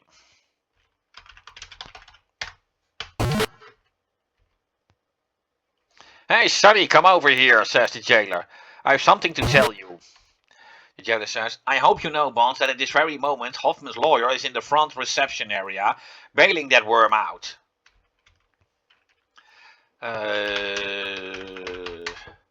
You hand hand the jailer the no-bail warrant just in time to keep Mr. Taisley from returning to the streets. "Oh man, this is great, Sonny," the jailer laughs.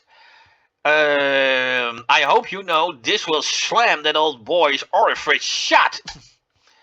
"I'll be right back. This is gonna blow his attorney's mind." La la la la. He will be right back.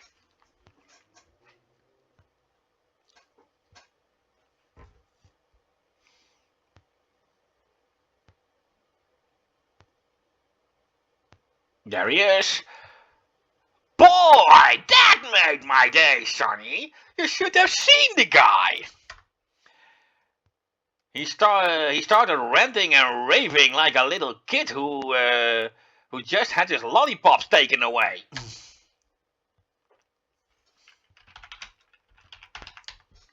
The jailer greets you with if you don't sell tickets, I don't need if you're selling tickets, I don't need any. Yeah.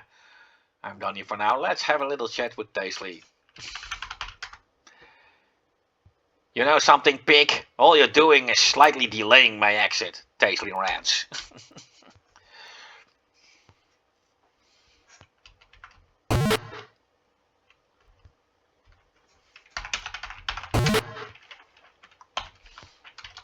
Oh yeah.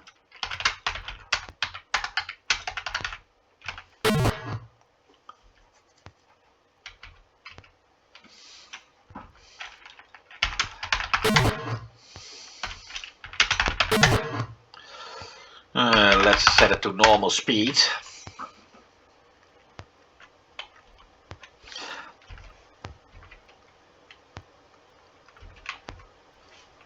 And of course, the big question is always where to go next.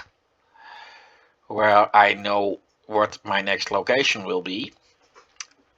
But let's wait for the radio. I can already go there, but it won't make sense to you if I don't show you. So let's just drive around. Let's do this the official way. This map ain't this big anyway.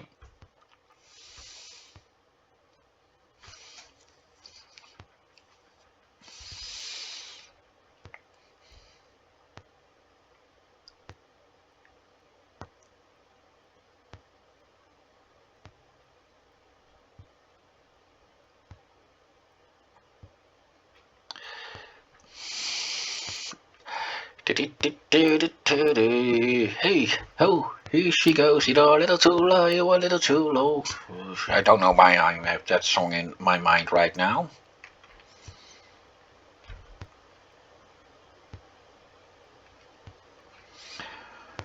Oh yeah. I guess I can hang around on the freeway a bit. Yeah, I was already thinking that would happen.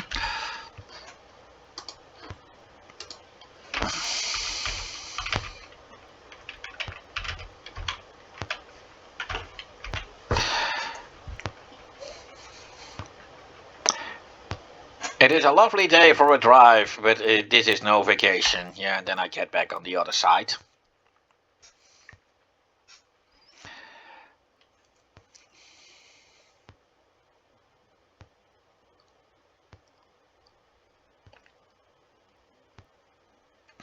It's of course a nice way to get a nice view of the town of Lytton.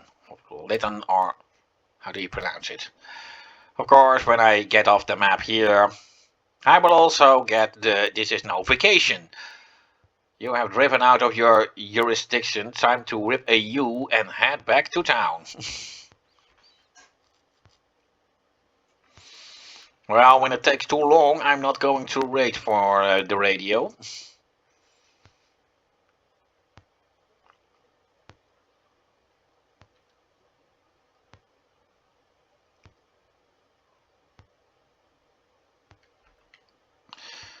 I mean, I have had two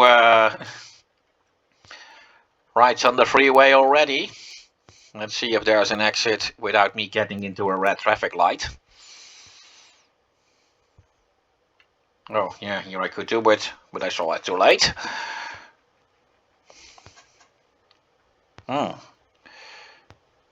Odd that there are only traffic lights in this direction, but not in the other.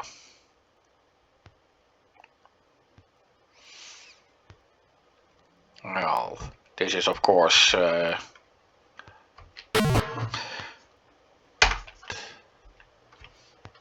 fuck it. Well, let's go back to the station.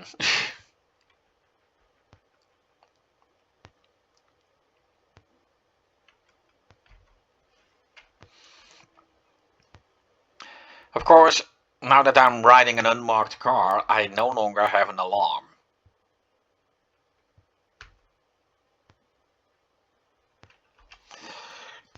And I'm not going to wait for the radio call, I'm just going straight to my next destination.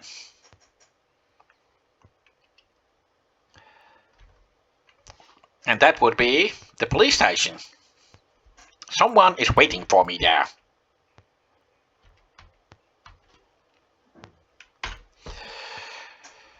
If I was waiting long enough, then I would get a radio call in which Laura called me. It looks like Laura is waiting for you. You wonder what's up. Now I only have to wait now until Laura entered the car with me. She is going with me on the next mission. So this time we have a mission in full partnership. Sonny, one of my informants, just told me of a drug deal is going on in the Lytton City Park, said Laura, getting into your car. Lieutenant Morgan wants to stake it out and see what we can do. I don't have to check the car because I didn't leave it.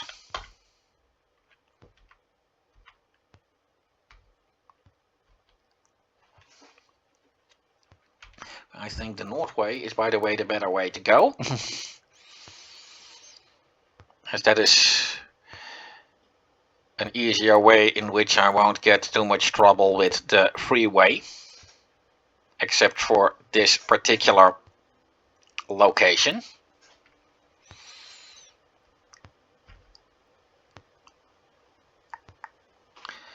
Of course, I've shown you the entire map at the start of this video. The park that Laura is referring to is on the most west of town. And here you can see it. One of the largest parking places also in the entire game. Well, let's have a save game here.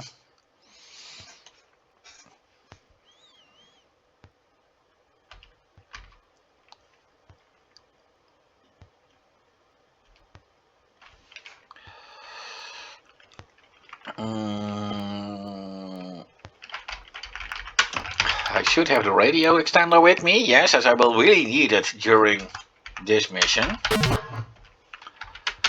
Or I will mess this up. Let's set it to fast.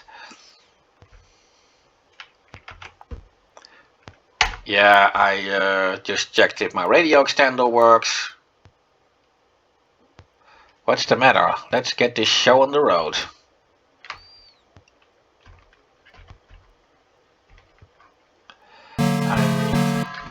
Oh.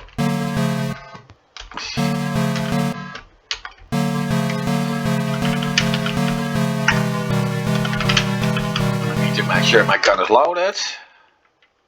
Okay, it is loaded. And now let's call Laura. You key your extender and notify Detective Watts that you're in a concealed position. She responds to your transmission. 10-4. We'll maintain radio silence until I hear from you.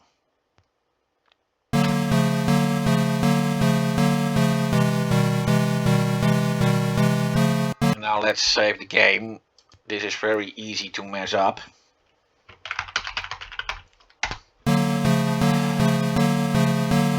Basically, I will first have to wait.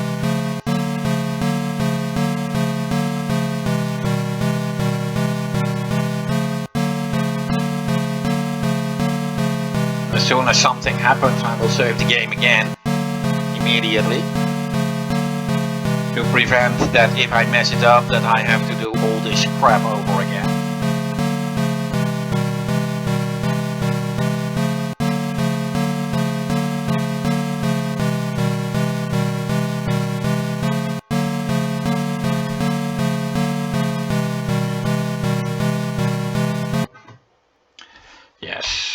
This guy is...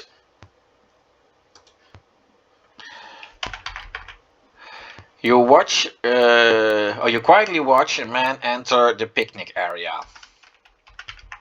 I can't do anything. He cautiously nears the picnic table. The young man is wearing dark clothes.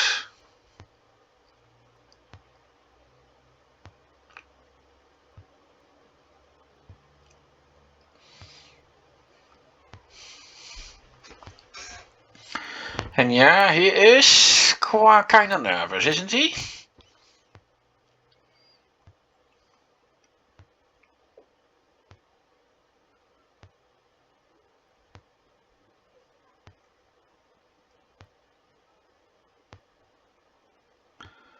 Of course, I have to wait a while. It is clear that this guy is waiting for someone too. Eventually, the person he's waiting for will pop up.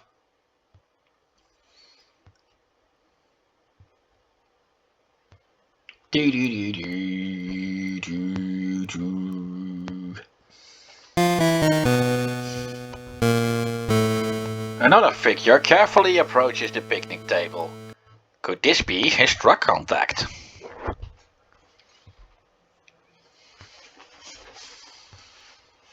Psst! Weg! Where you fall out? No way, man! It's cool! I got the stuff. Did you bring the cash? Yeah, right here. One suspect hands what appears to be an envelope to the other suspect. The second suspect returns a small plastic bag containing a white substance. What the hell would that be, eh?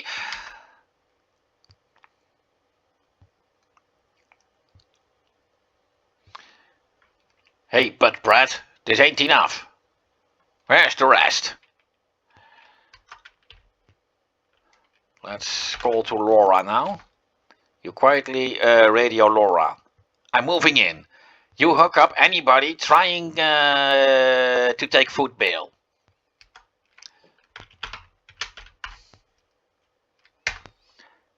Hands up! Police officer!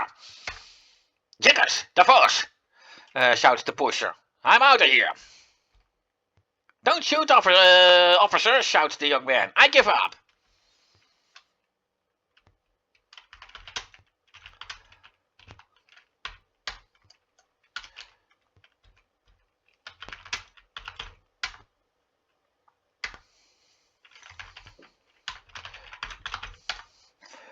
Due to your failure to admonish your suspect to this constitutional right to remain silent, the information you just obtained will be inadmissible evidence. This will be drop-kicked by the Honorable Judge Palmer across the Clearwater River.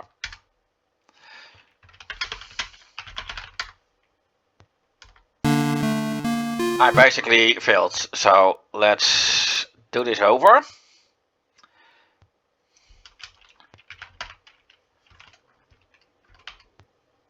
I really need to do things in the right order, don't I?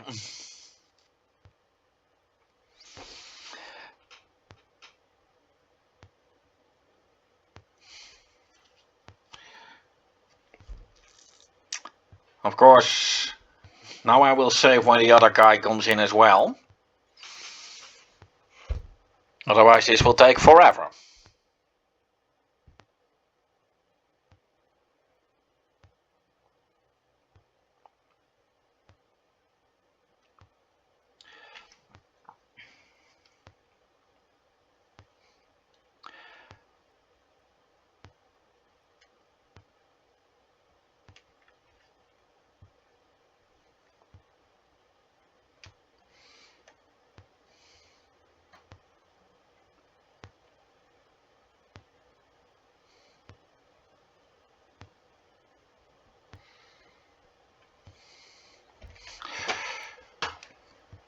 Some time has passed.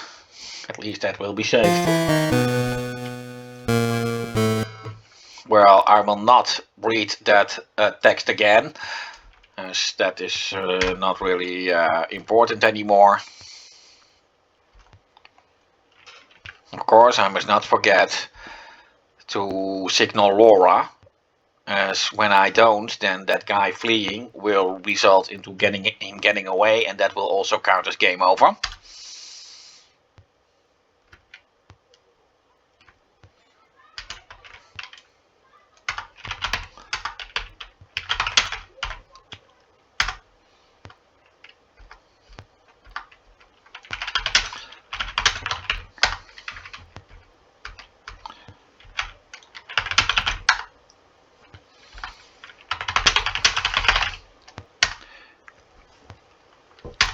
Oh, we heard the rights before. Sam is reluctant but cooperative. You learn that he has been selling to kids at Jefferson High School, including Officer Cobb's daughter, Katie.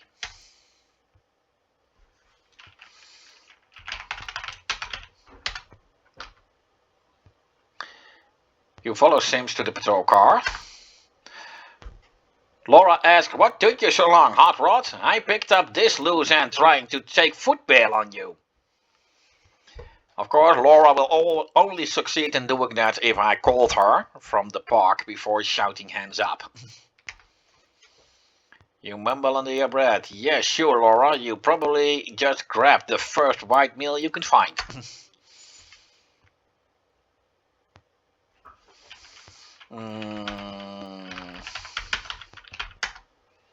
Yeah, that's just the same story as before. Laura comments, "Lieutenant Morgan will be really happy with this bust."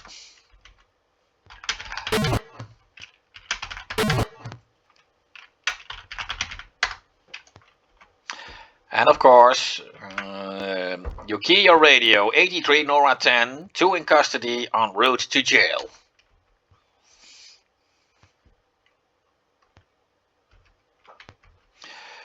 So my next destination is set. Prison.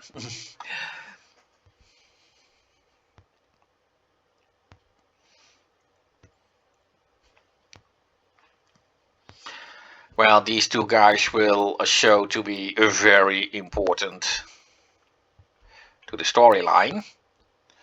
At first I have to wait at the traffic light.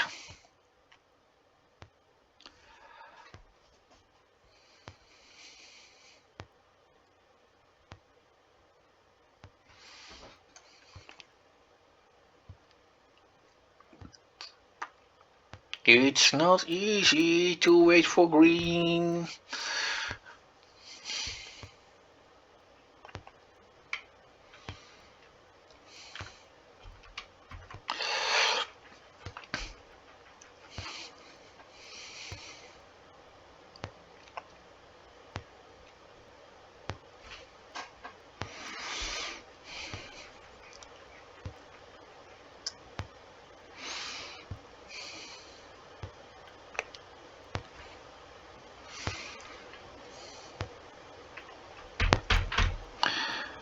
Yeah, there is that killer car behind me. Yeah, pass by. I said pass.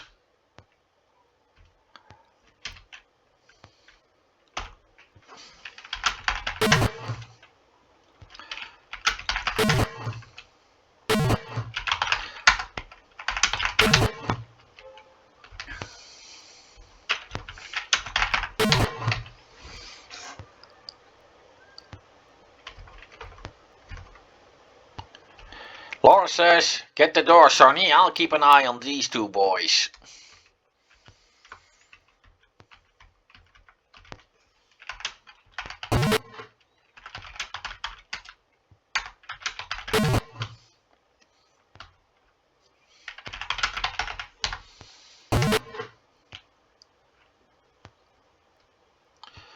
Slam Dunk Donnie yells through the fence, "Hey, BB, you boys play basketball?"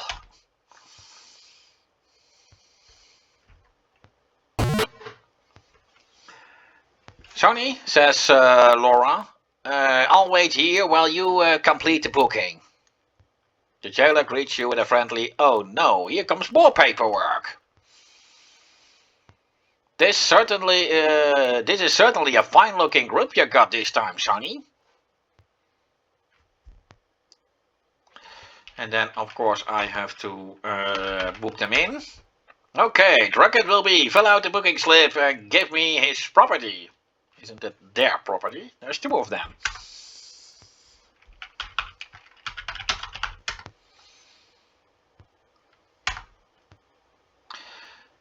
I'm gonna sue you for making them cuffs so tight, flatfoot, threatens your prisoner. Oh, yeah, like I care.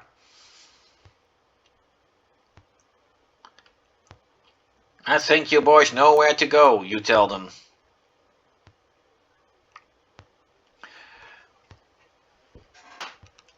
Up yours, Dick Tracy, you'll never make it this thick. Of course, there's one thing I forgot to search the guy, but that's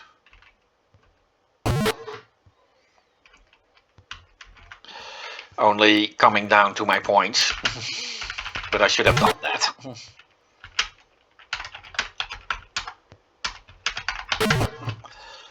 Well, let's bring Laura back to the police department.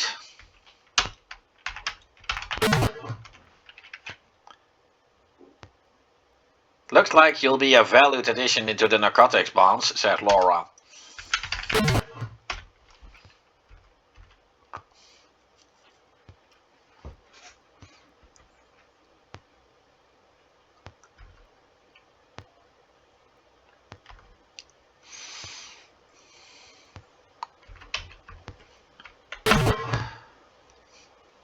Sonny, I'll go write up this arrest. I'll bet Jack is over at the Blue Room. Why don't you go tell him we nailed the rat who was dealing dope at Jefferson High? Well, let's place it to normal speed, and then... Yeah, I know there's a red light here, but trying to get to the Blue Room without having to deal with trapping lights is quite often taking more time than just waiting for green.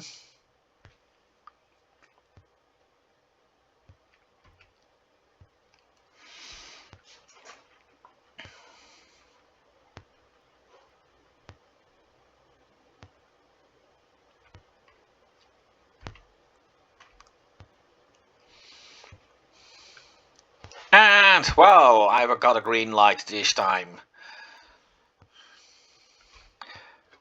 I'll save the game here.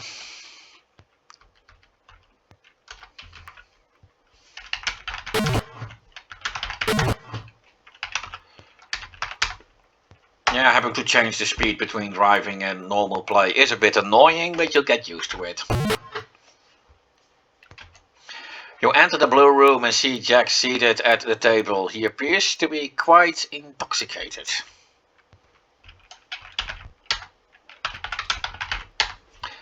Trying to cheer Jack, you tell him about the Victor Sims arrest and how he was responsible for selling dope at the high school. Sonny, I really do appreciate you nailing that filthy scumbag pusher, but I'm afraid it might be too late. My daughter Katie is in the intensive care ward over at Lytton General Hospital, he explains. She's in a coma from a drug OD overdose. There's nothing I can do. Oh, Sonny, there's nothing anyone can do.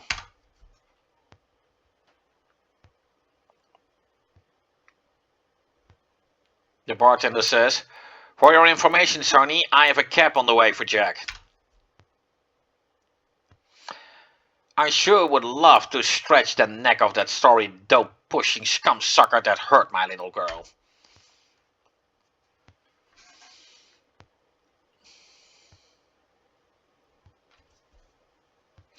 The cab driver shouts out, "Hey, who called for the taxi?"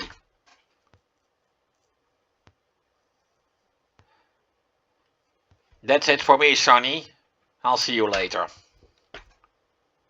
The cabbie says, right this way, buddy boy, and don't fall down. Oh man, is this boy in a bad shape? And now I just have to wait. A colleague of mine will soon enter the place and give me my next instructions. I'm sorry I have to tell you this, Sonny, says Keith, but I have some bad news for you. Lieutenant Smolken sent me over here to advise you that your boy, Taisley, has escaped from jail. Taisley jumped a guard and then made it to the exercise yard, where he escaped by climbing over the fence. There's a citywide dragnet out on him now. Morgan wants to see you back in his office as soon as possible. Okay.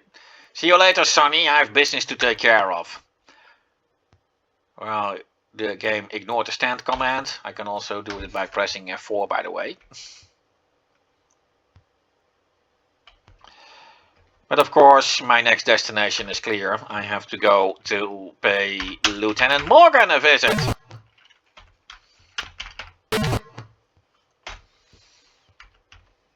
At least a green light here. That's good. And another green light over there.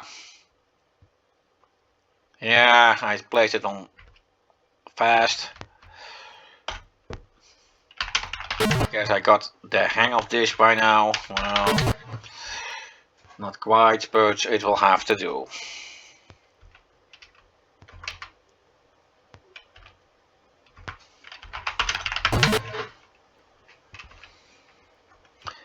It's good to see you, Sonny. Come over to my desk. I know you worked hard trying to keep that punk Hoffman in jail. What a shame that it was all for naught.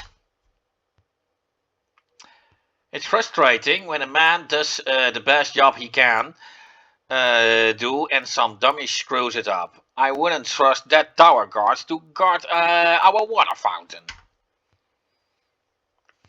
After reviewing the Hoffman file, I think we should take a close look at the black book that was impounded along with his Cadillac. Get it from Russ and the evidence lockup. Well, of course, I've already checked it. I won't get any new information by doing that. Check it out and then get back to me. I have some other leads to investigate. When we next meet, I may have some new ideas.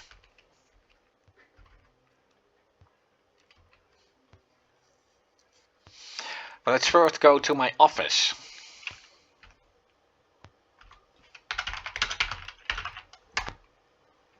Aha!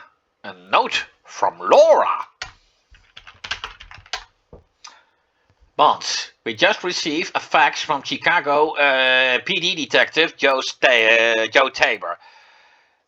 He says our man Jason Taisley, alias Hoffman, alias Pearson, is linked to the big time drug dealer by the name of Jesse Baines. Remember that name? And that was the JB that was mentioned in the Black Book. Tabor included a mugshot of Baines with a high-stakes gambler who recently dropped out site in the Chicago area. And, concludes the note, our lab has matched the fingerprints on the .45 caliber automatic found in the stolen Cadillac to Taisley's prints. Laura. You studied the mugshot of Baines and vowed to remember it.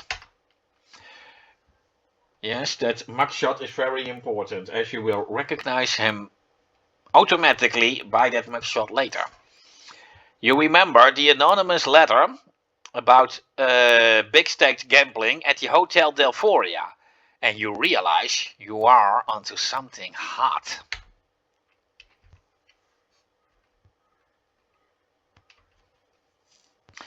Well, of course, I can check the black book, but let's just go to see if Lieutenant Morgan is already there. Nope, he isn't. Well, then let's check out the black book anyway.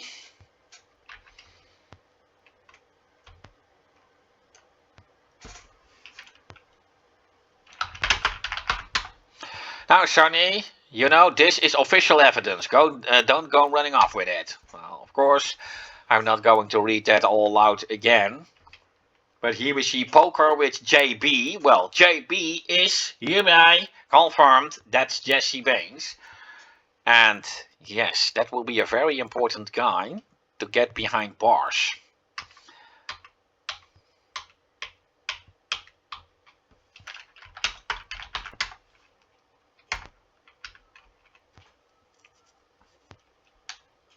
As a matter of fact, I can already reveal that one. Baines is the main antagonist of the story. Once I can put him under arrest, I win the game. But that is of course easier said than done. And Morgan still isn't here. Well, let's pick a poker and route some more then, shall we? Oh, there's Laura. How is it hanging, big boy? Cracks Laura. Oh, wait. Sorry, says Laura. Just after you left, a hooker by the name of Sweet Cheeks Mary, who called you Precious, called from jail and says she needs to see you as soon as possible. But before you go to jail, Morgan wants to see you. So my little sweet cake is in prison now. And there he is. It's good to see you, Sonny. Come over to my desk. Hello, Sonny. I hear your little sweetheart is in the can. Sonny, I think your friend Sweet Cheeks may be able to help us out. It seems our drug problem is emanating, or how do you pronounce that? From the Hotel Delphoria. Well, thanks, Sherlock. I already knew that. In lieu of her current state of affairs, I bet Sweet Cheeks would be willing to help you establish your cover at the hotel. Go over to the jail and see if she'll help you with the hotel operation. When you get back, I'll hold a briefing on the operation. I'll call the jail and arrange everything for you.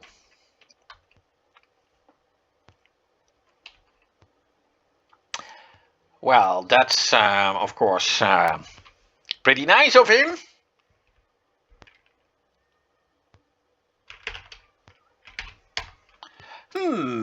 This site looks okay.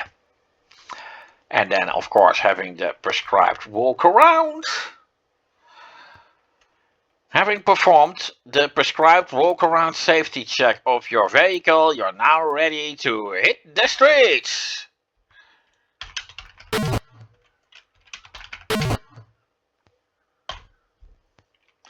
And let's put it to normal anyway now.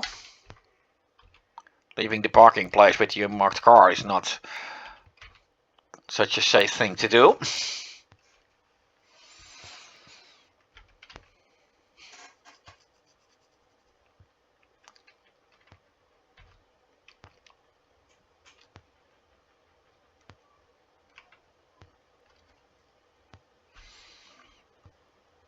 Yeah, I already see the blue killer car who will just get into my way as soon as I try to drive onto the parking lot.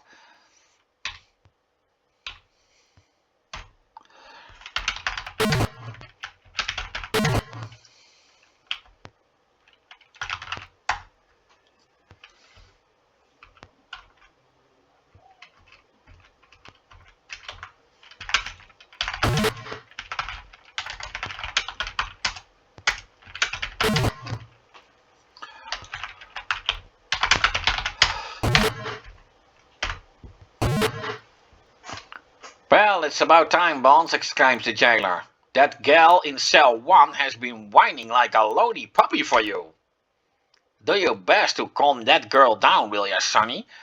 I don't get paid enough to listen to that crap. As you approach cell 1, Sweet Chick spots you and says, "Oh, Precious, I'm so happy to see you. Please come here and talk to me. I need your help, Sonny."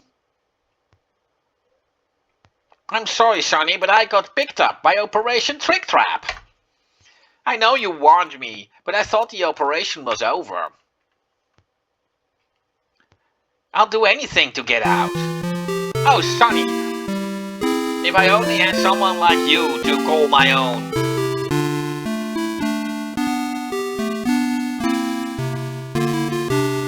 "Wow, sweet lips," you exclaim. "Was that hot or what?" "Sorry, Precious. I just couldn't resist you. Oh, please get me out of this place.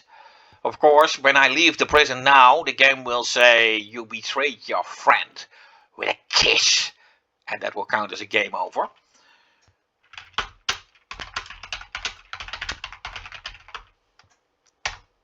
"Oh, Sonny, I help you do anything. Thank you so much.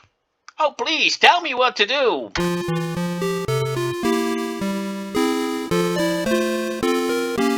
Embarrassed, you feel, as though all the blood in your body rushed to your face. You explain the arrangement of Sweet Cheek's immediate release to her. "Sweet Cheeks, as soon as you're released, I want you to go to the police station for a meeting with Lieutenant Morgan."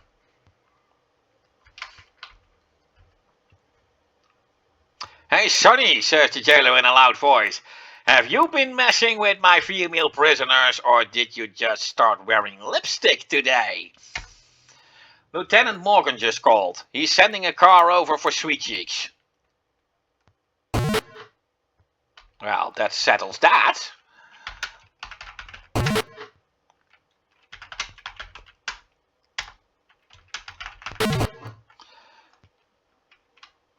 And, well, it's back to the police station, I guess.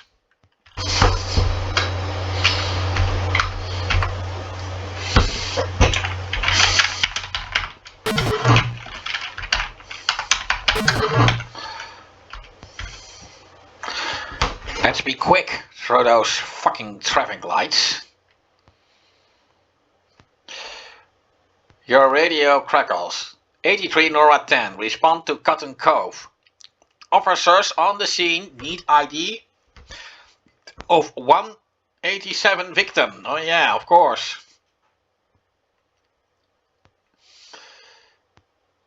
Someone has been murdered. Someone that I know well.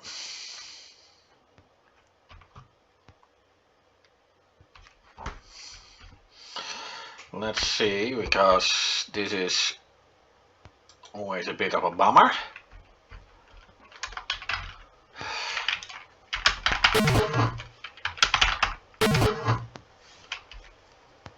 And let's see. "Good to see you, Sonny," he says. "We've got a ripe one here with no identification. Is this the dude you arrested? Since you're the guy who booked them, we hope you can identify him."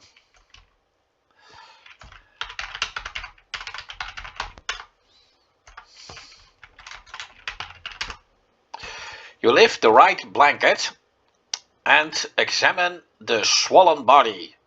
It resembles Jason Taisley. However, you can't be sure. The soggy shirt peels slowly from his chest. Above his left nipple, you spot the flower tattoo, which confirms your identification. You hear your radio. "Dispatch, this is 83 Nora 10. Report positive ID on body of one Jason Taisley. 10-8 Cotton Cove." Your radio crackles. 10-4, 83 Nora 10. Dispatch copies. 1022. APB, Jason Taisley. Thanks, Sonny. Be advised, Corona. Corona is en route. 1019 per Lieutenant Morgan. Well, there is not much I can do here anymore. I can jump into the water, but that will kill me.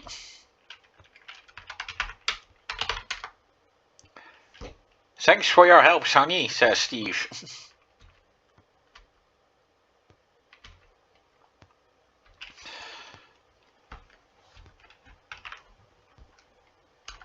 Yeah.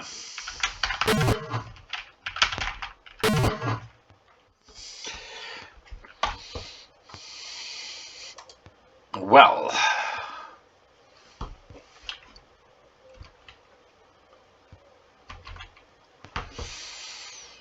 And let's get back to the police station. Green light. Good.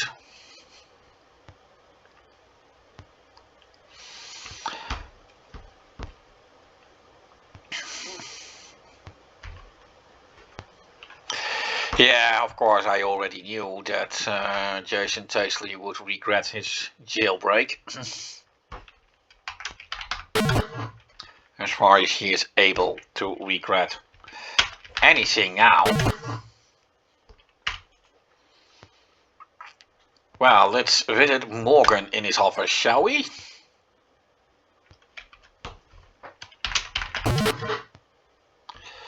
And well, here we see Morgan, accompanied by two lovely women. I have devised a plan to infiltrate the gambling scene at Hotel Delphoria, Lieutenant Morgan begins. Sonny, I want you to check in into the hotel under the name of Jimmy Lee Bankston, he continues. Meet Sweet Chicks in the hotel cocktail lounge. Signal Sweet Chicks that you're ready to begin the operation by ordering a drink. She'll pretend to recognize you as Whitey, an old friend recently released from prison. She'll introduce you to bartender Woody Roberts, whom we believe is the contact man for the backroom hustle. You'll be carrying a large sum of money, in marked bills of course, and will pretend to be eager for action. Lieutenant Morgan concludes, since Laura developed your disguise, I'll let her fill in you on its details. Sonny, I've picked out a white suit for you, Laura says. And by the way, we decided that your hair must be bleached. You walk with the aid of this special cane. Its handle is really a detachable .22 caliber Magnum Deranger. When the need arises, you will carry a voice transmitter disguised as a plain-looking ballpoint pen. Laura adds, I picked up these supplies at the beauty shop. Take this bottle of bleach cream activator into the shower and bleach your hair. That's all I have, concludes Laura. Sweet Cheeks, do you have anything to add? In an excited voice, Sweet Cheeks says, oh, Sonny, I'm so happy I get to work with you. Why, it almost brings back a tear to my eye. I'm looking forward to spending tonight working with you at the Hotel Delphoria, my precious, she winks at you. Sweet Cheeks, says Lieutenant Morgan. Why don't you head over to the hotel? Sonny will follow you shortly.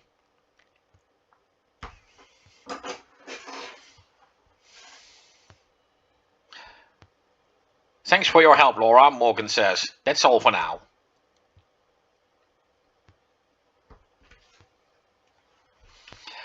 Lieutenant Morgan instructs you, Sonny, after you bleach your hair and change your clothes, report back to me. I have more instructions for you.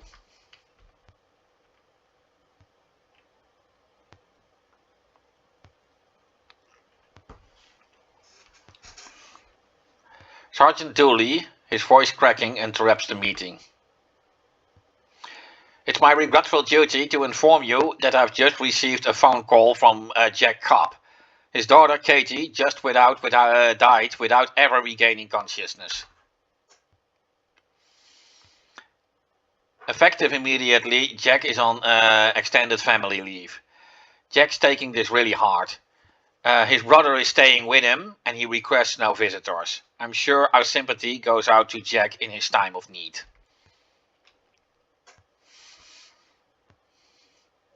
Hatred wells up inside you. You vow revenge on Katie's senseless death by tracking down the dope world animals responsible. Lieutenant Morgan speaks softly. Sonny, the sooner you get into the scene at the Hotel Delphoria, the sooner we can neutralize those bloodsuckers. Well, of course, it's a very bad thing for a policeman to go into a mission full of hatred, although understandable. Yeah, I'm not allowed to take my radio with me on this particular mission.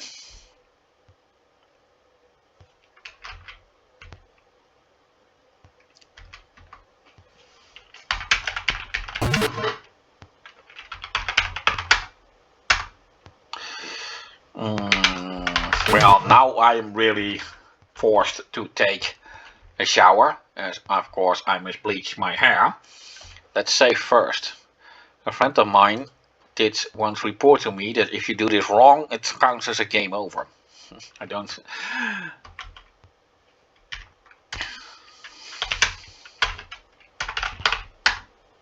You carefully pour the bleach into your hair. Now what? Good idea. With great anticipation, you carefully rinse the bleach from your hair. At last, you'll find out if blondes really have more fun. Well, let's turn off the shower and...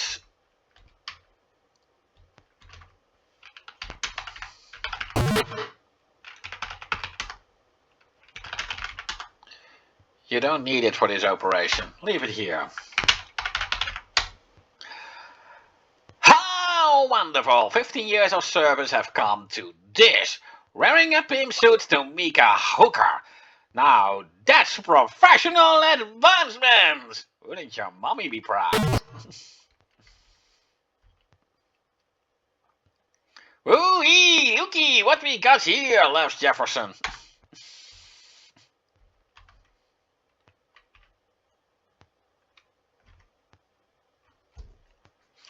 Yeah, and now we look into the grand finale of the game, the big undercover mission. Which has a few boring parts, but is overall pretty interesting. Well, let's speak to Morgan. After you infiltrate the illegal gambling activities at the hotel, contact me. I'll send over a team of detectives to serve as your backups. This envelope contains $1,000 in marked $100 bills. Use your head, Sonny, and don't forget, we want Mr. Big. Just then, the office intercom squelches. Lieutenant Morgan, Homicide Detective Oscar Hamilton on line 3. You patiently wait while Morgan grumbles on the phone. When the conversation ends, Morgan relates Hamilton's comments on the floater found this morning at Cotton Cove. Sonny, it seems that Hoffman Taisley was shot execution style before he decided to take his little swim. It looks like you're walking right into the Dragon's Lair at the Hotel Delphoria. Be careful, boy. Well, that's it here, Morgan says. Now go meet Sweet Cheeks and get this campaign rolling. Yeah.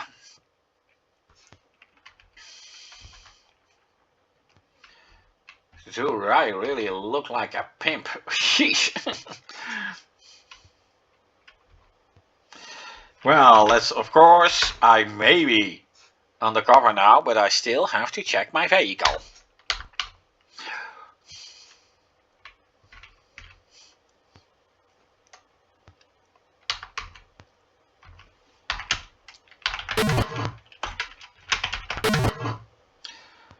Well, let's drive and let's just put it to normal speed.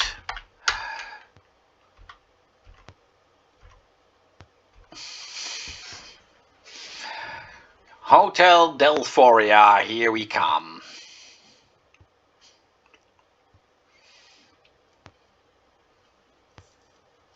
Of course, I already showed you at the start of this game, Hotel Delphoria is in the northern section of town, west from Carol's Caffeine Castle here, so that's... Well, let's just have a little move around so I don't have to wait for the traffic lights. By the way, this is the very last car ride in the entire game.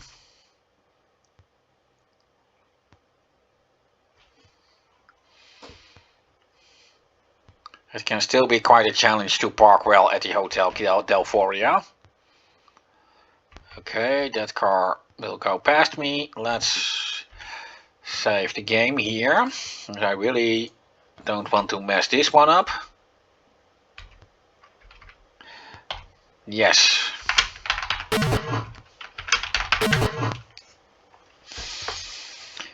And of course, yeah, the guy opening the door for me. They really put some work into shaping the Hotel Delphoria. Let's...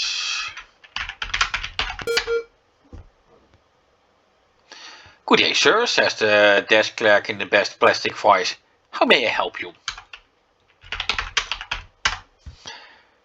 We have vacancy in room 204 on the second floor. All our rooms are very clear and nicely furnished with telephones, queen-sized beds, says the desk clerk. That'll be $100, please.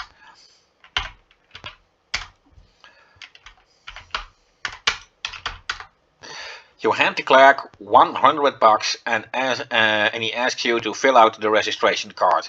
You do so under the name of Jimmy Lee Bankston. Thank you very much, sir. Here are your keys. I hope you enjoy your stay. After you fill out the register, the desk clerk says, just take the elevator to the second floor. Your room is to the right. Well, there's nothing I can do in my room for this time, so let's have the little act that I was told to have at the police station. Order a drink.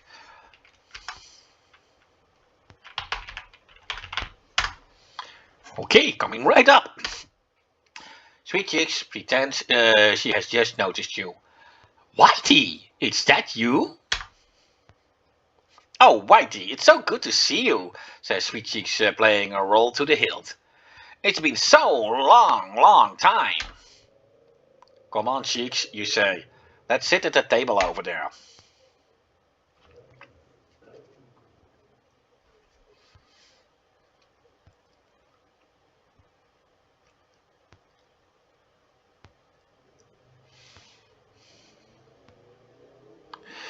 Here you are, sir, says the bartender. That will be $5, please. You slip a marked 100 from your wallet and hand it over to the bartender. Thank you, sir, he says. I'll be right back with your change.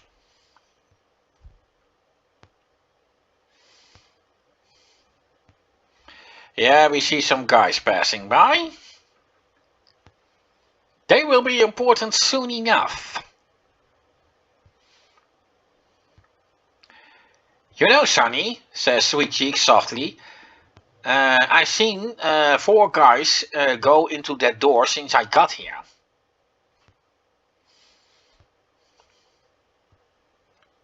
Here's your change, sir. Well, how about it, sweet cheeks? The bartender says. Are you going to introduce me to your new friend? Woody, I'd like you to meet Jimmy Lee Bankston, but everyone I know calls him Whitey, says Sweet Cheeks. Whitey is a dear old friend that I haven't seen for over a year. Then she excuses herself to powder her already heavily overpowdered nose.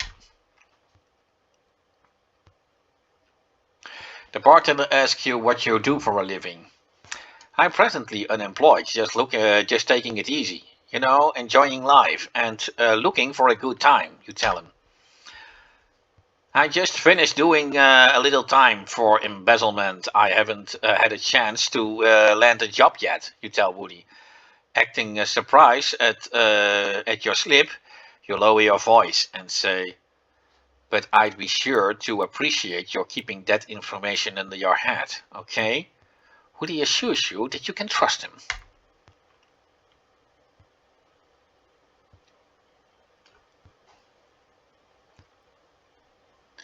Sweet Cheeks returns, even after the drinks and your conversation with the bartender Ruby Roberts. Rudy Roberts is tight-lipped about any backroom gambling. Say, Sweet Cheeks, you say loudly. How would you like to go to Vegas with me for the weekend? Sweet Cheeks acts quite excited as she accepts your offer.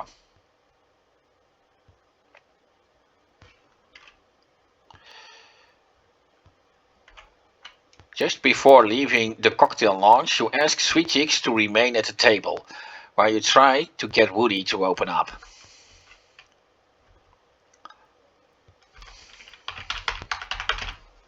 Now I said it. He slipped the bartender a 20, and then it happens. In a suddenly soft voice, the bartender asks, Whitey, exactly what are you looking for in the way of a good time? Just about anything, you tell me. But women, gambling, and money top the list. Well, Whitey, Woody whispers, there is a little card game in our back room that is available by invitation only. It's pretty serious. It'll cost you 200 just to get into the game. He continues, if you think you can handle it, come back a little later with the 200 and I'll see what I can do for ya. With your heart pounding, you offer him your thanks and assure him you'll be right back after you finish with Sweet Cheeks. Now I just have to bring Sweet Cheeks to the room. Let's see, that was the second floor.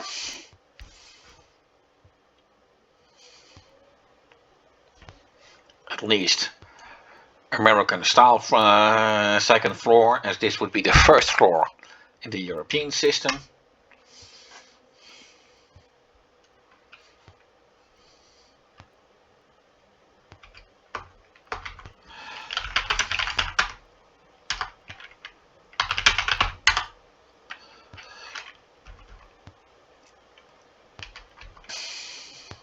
Did you get anywhere with the bartender, Precious? Well, I can talk with Sweet Cheeks, but it is for now important that I send her off. Let's see.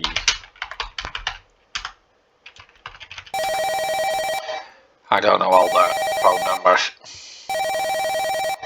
And 411 is the phone number information service. Let's just phone with Morgan first. 555-7764.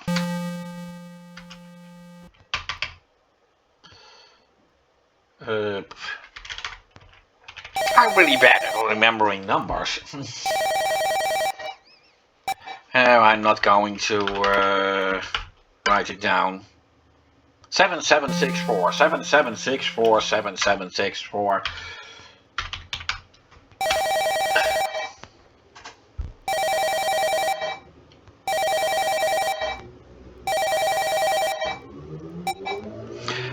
The number you have reached is disconnected or no longer in service. Please check in the number and dial again.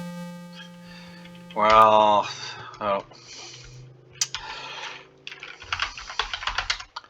let's just call for a cab so Mary can be sent back.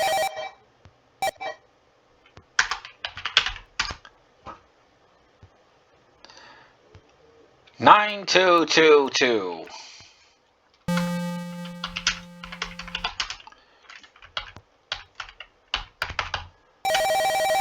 Perhaps I needed to add that dash when I called Morgan. Lytton Capco, where's the pickup?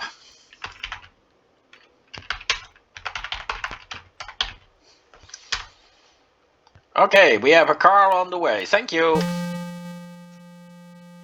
You instruct Sweet Cheeks to catch a cab and go to the police station. Well, let's see, what was the number of Morgan again?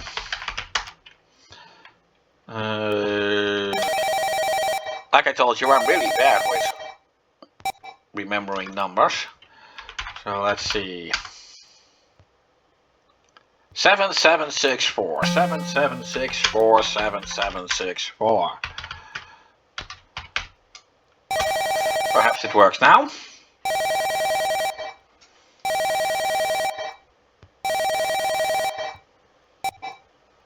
No answer. Okay.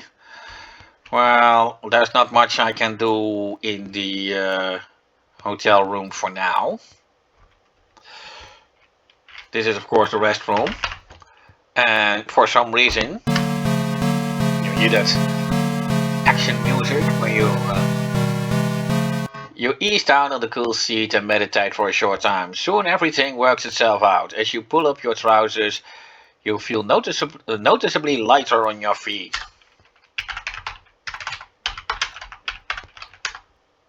You nervously flush the toilet. Much to your relief, all goes well. Yeah, when you have played Leisure Suit Larry, then it is really a relief. After all, if you do this in Leisure Suit Larry, the entire place would flood and kill you. But of course, this is a luxury hotel, so we should expect that things do work properly here. Well, let's just take the elevator.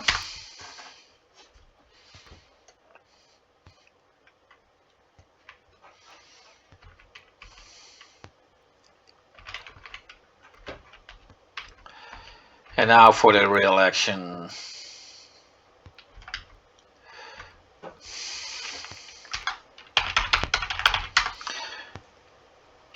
So you want to try your luck, says Woody. Come on, Whitey, follow me.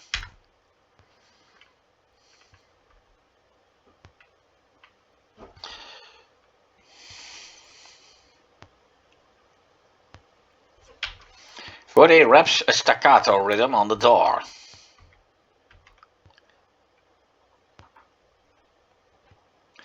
A panel in the door slides open. Woody whispers through the opening, I've got a new player for you.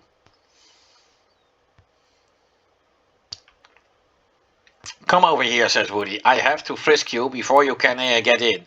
We don't want no trouble around here. Of course, I do have a weapon, but it is disguised as a cane. Okay, Whitey, have a good time.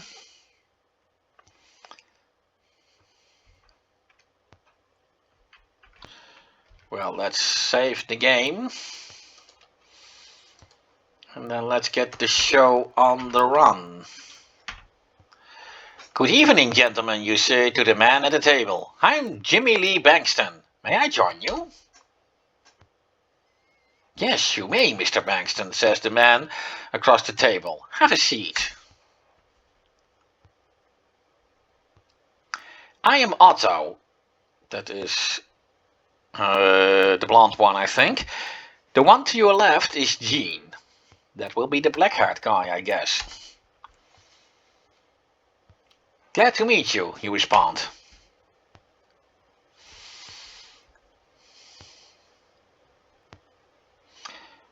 I just have to wait, and now, yes. Otto introduces you to the newcomer. Frank, this is Mr. Jimmy Lee Bankston. He's going to join us for a few hands. Mr. Bankston, meet Frank. Pleased to meet you, Mr. Bankston, says the newcomer. Let's play poker.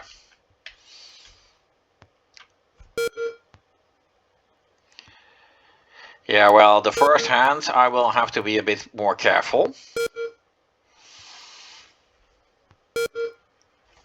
As I am not allowed to save yet. And I don't want to risk too many chips, especially since my hand is very crappy. But nobody has made a bet yet, so I can just check.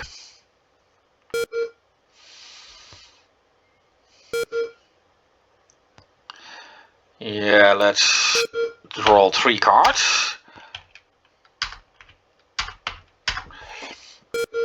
Let's see what I get after this. Ugh. Frank passes. Well, I will pass too. What is Gene gonna do? And Gene wins, but well, that is not really important yet. I only lost 1 chip, so things could have been worse. Now I have to cheat my way through, but otherwise this is just undoable, as the entire way is a matter of luck. Because when the cards aren't dealt properly, then, well, you can of course try to bluff your way through, but you never know if they're gonna buy it or not.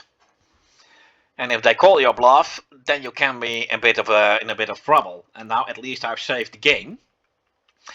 The object is to get 1,000 bucks, and as soon as I do, the game will continue the story.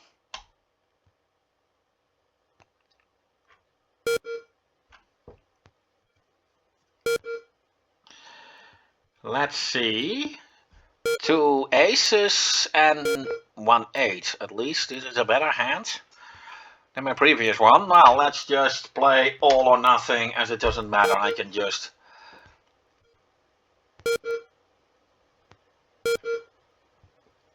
do folders. Well, let's just draw that queen.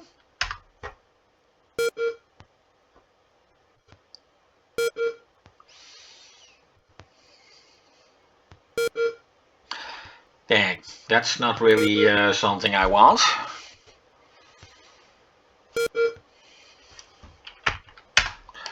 Well, let's see how Otto will respond.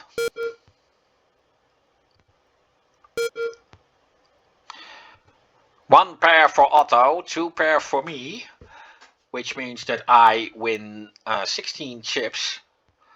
In other words, 160 bucks. So that is a good time to save, and every time I lose, I should just load the game. That is the fastest way to go, and hopefully the cards will be a bit on my side. At least I already have 1 pair. This 3 and this 1.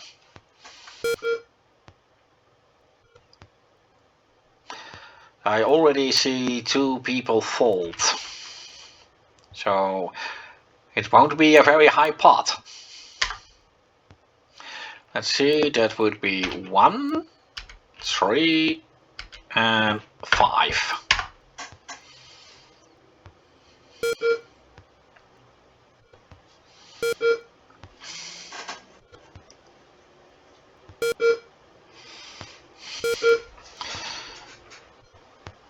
C-R-A-P.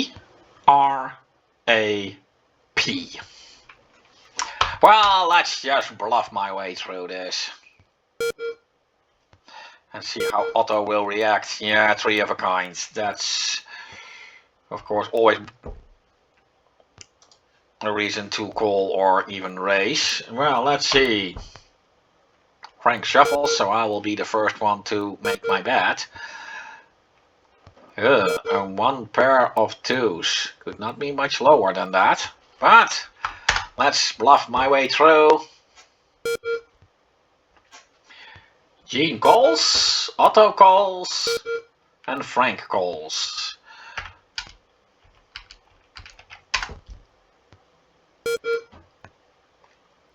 Gene stands, stand. So basically, the others didn't change any cards. So that could of course also be a part of the bluff. The pot is pretty high.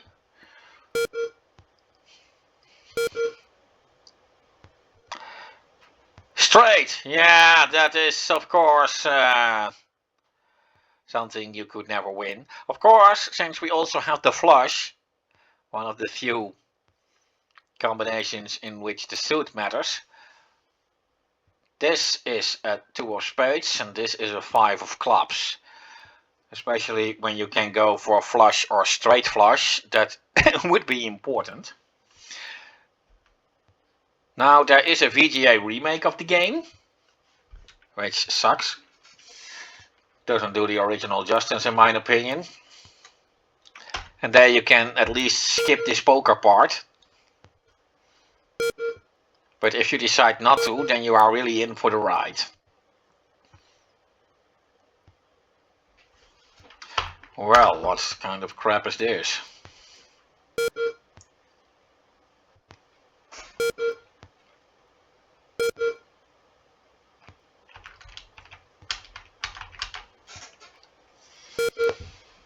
Of course,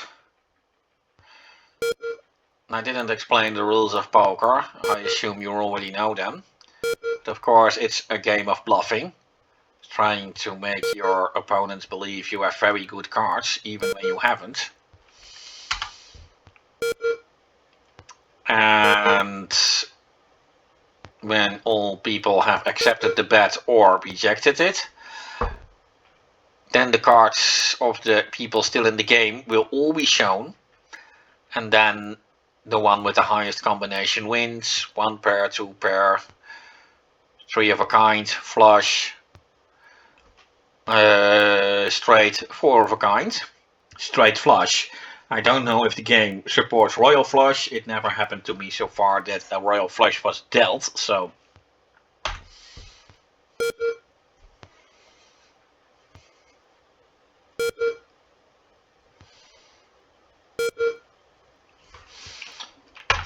What kind of crap is this? I am afraid that this is going to take a very long time.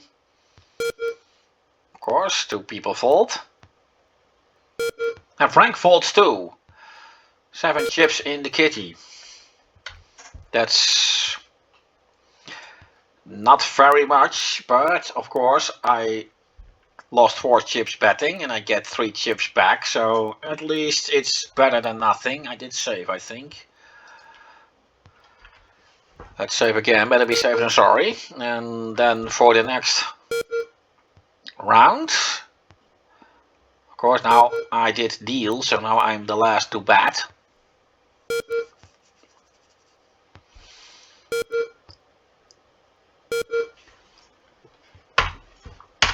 Always bid as high as possible, as that will force them to go high as well, and that of course increases the pot faster. I mean, you can save anyway.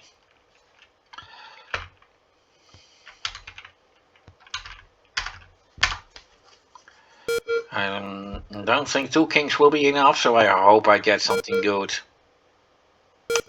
I asked for something good.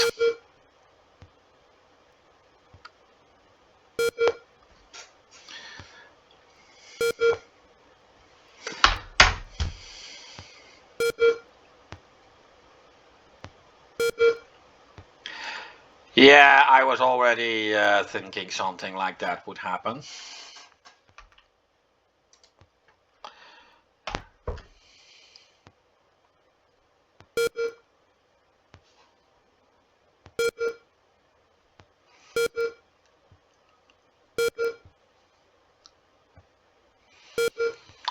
Now all 3 pass.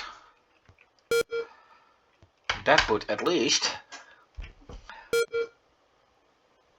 Help a little. Gene calls. Otto folds. And so does Frank. Well, let's see. Yeah, let's just remove the lowest 3.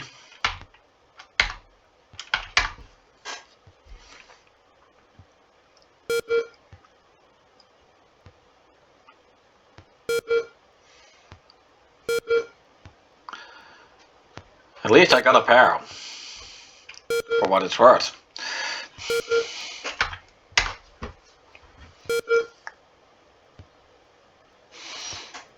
It makes me win. Hey,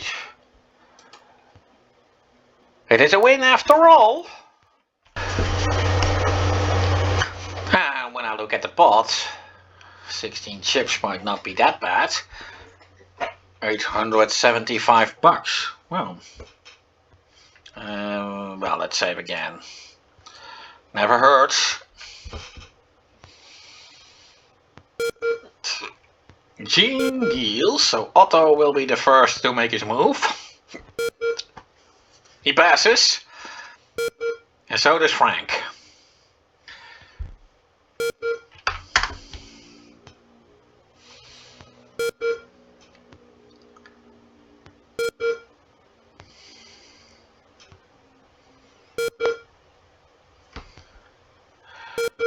Okay, Frank takes 3 cards.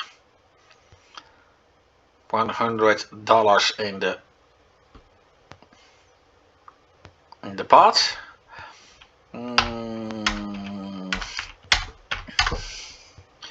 Only a pair of 9s. It's not much, but perhaps it's something. 2 pair. Well, Frank passes.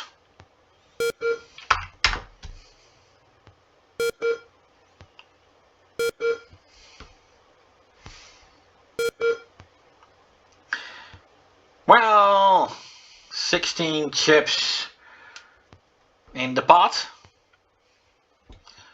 And I won. So I'm pretty close to my goal. Only 4 chips required to get to the point I need to be. So let's save the game once more. And go for the next round.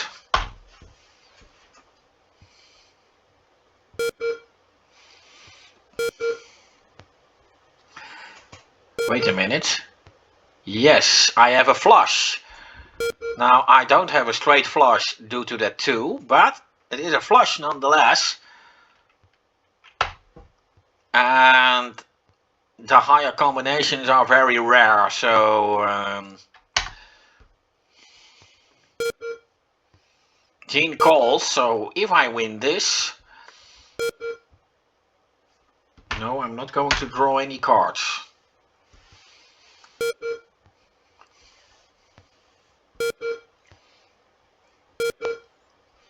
Of course I can get a higher combination than a flush, but the risk is too great.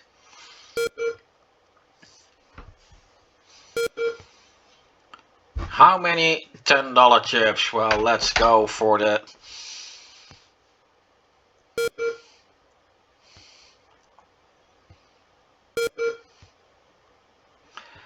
I win, and with that I have reached the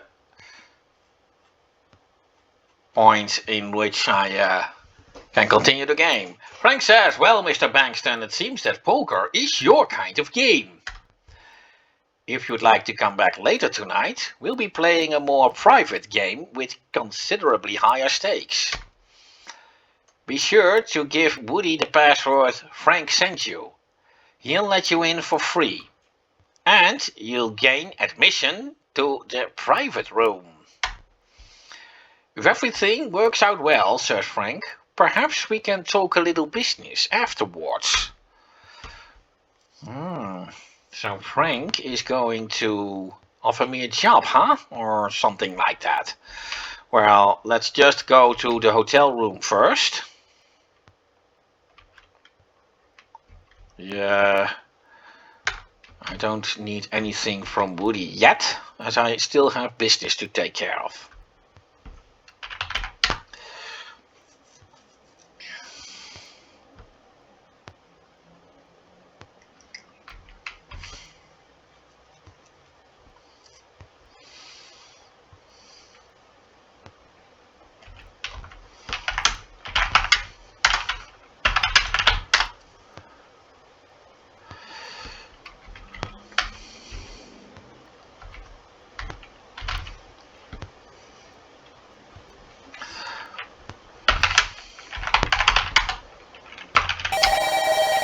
Yeah, let's just play around a bit.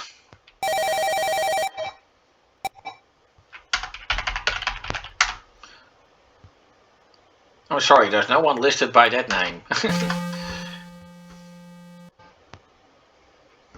Well, normally my backup should arrive soon. However, this part of the game is a bit bugged.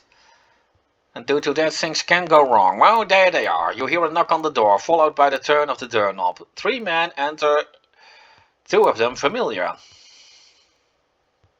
Hey, Sonny, how is it going? Says the lead detective. I'm sure glad we found your room. I'd hate to have someone call the cops on us for breaking and entering. We're ready whenever you are, Whitey, he concludes. Now let's have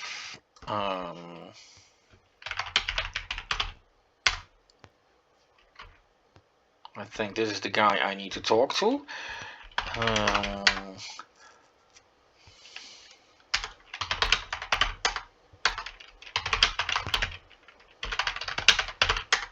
Yeah, Detective England hands you the transmitter and a new supply of $100 bills. You carefully clip the transmitter to your pocket. We'll monitor your voice transmitter at all times. We're anxiously waiting to assist you in any arrests. Now, remember that, as it will be very important, as I do have to give these 3 some information, or this mission will kill me. But I got what I needed now. I have the transmitter pen. I can check it in my inventory. Let's see. Yes, here it is, transmitter pen. I can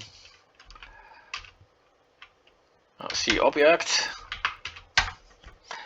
Although it looks like a ballpoint pen, this is really a radio transmitter.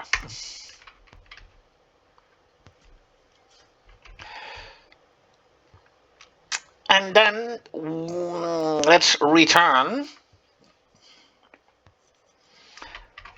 to our little poker game.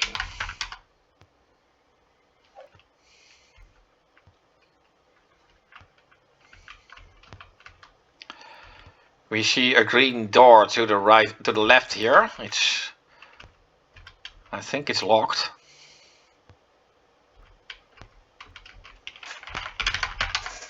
The door is locked. That door will be important soon. But let's speak to...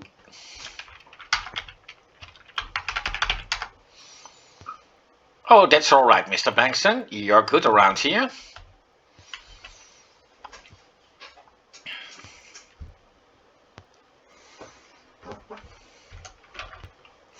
Hoodie wraps a staccato rhythm on the door.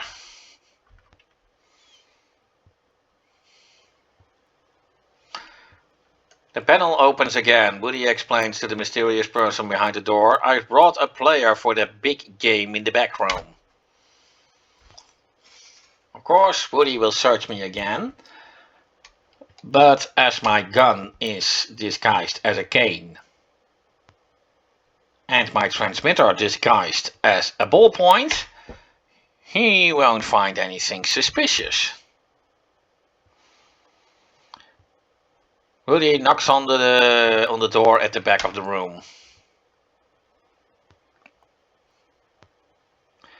Gentlemen, announces Woody. Woody, welcome back, Mr. Jimmy Lee Bankston. Well, of course, let's first save the game before I resume the.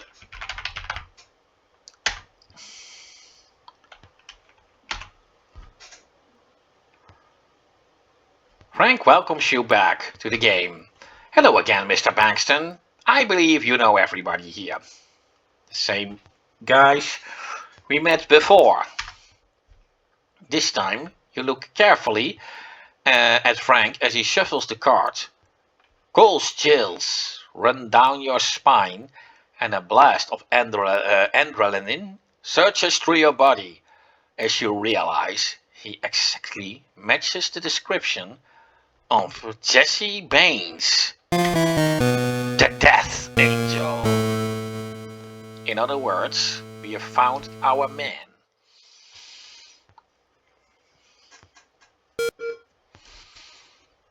Well, let's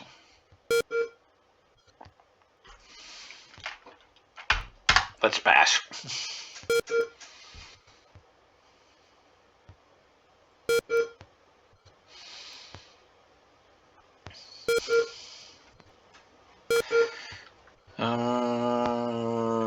Let's fold. This is too risky for the first game. I don't want to go through all that scenario crap again.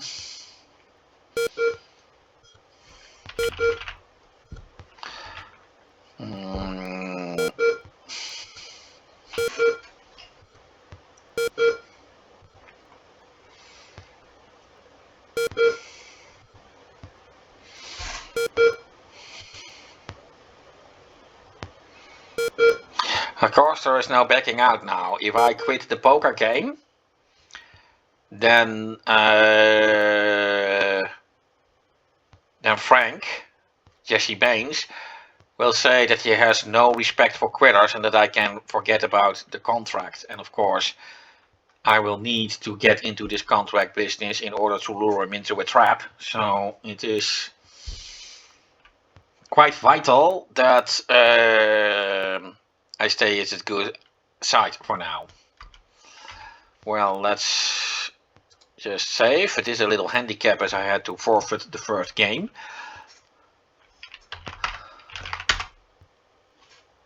So let's save at that. Then the game will run a little bit faster. I'm a bit through with all that bleep, bleep, bleep, bleep. So I've turned the sound off.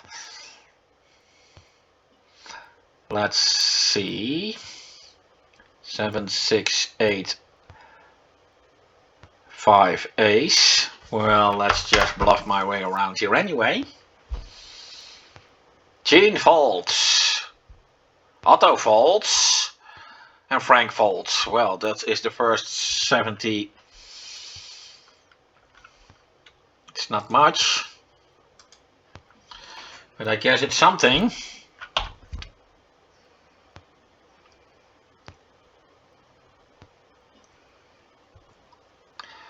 Well, at least I have one pair of tens. Our Frank opens the bidding with 1.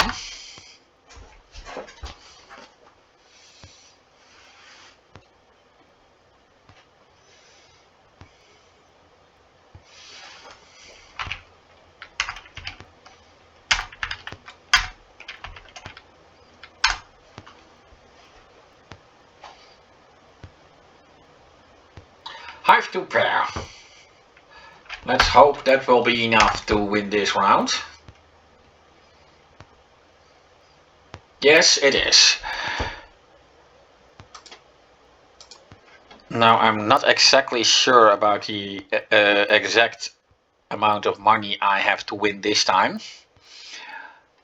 I think it is 1500, but I could be wrong. At least I have one pair of jacks. Let's hope that will be enough.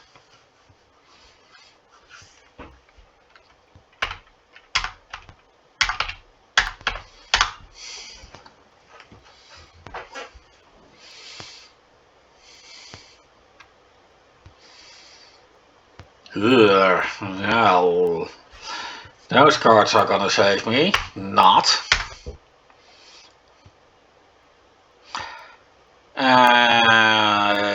Although Jean does also only have a pair, but it's a pair of aces, and yeah, with the same combination, then the highest value in the combination wins.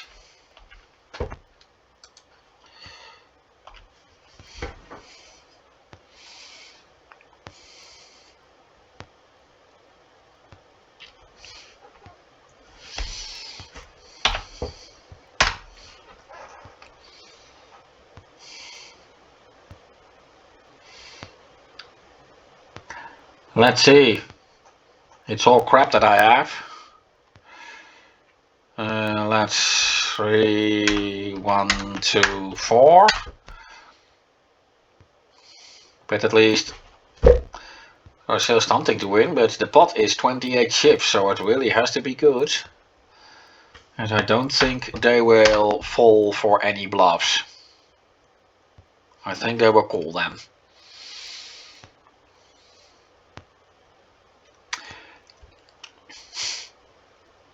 Two times three of a kind. Yeah, that's not gonna help me much, would it? At least I have two pair.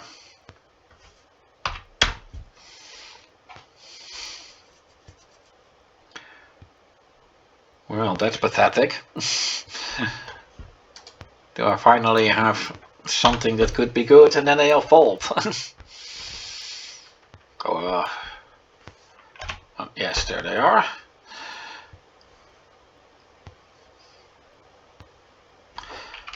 It's crap.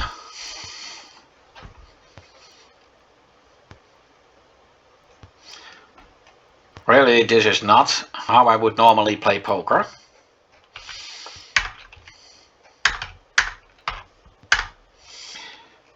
I guess that was obvious.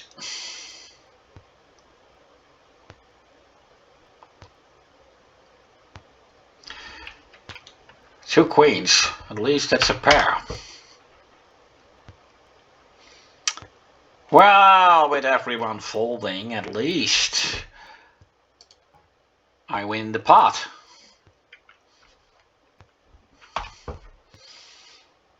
With one pair, but I might as well have won the pot with the worst cards imaginable.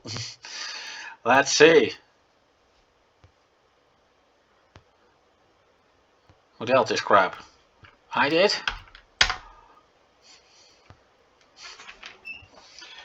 Yeah, well, let's see. Let's just...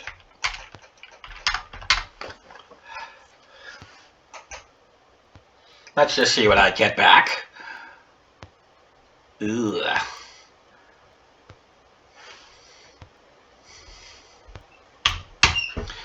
Well, yeah, that was...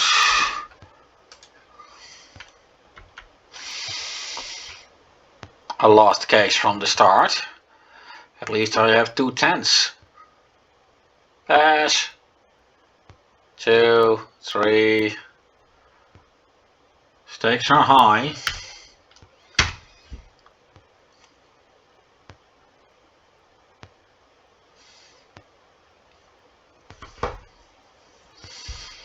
And Frank stands. That could mean that he has pretty good cards.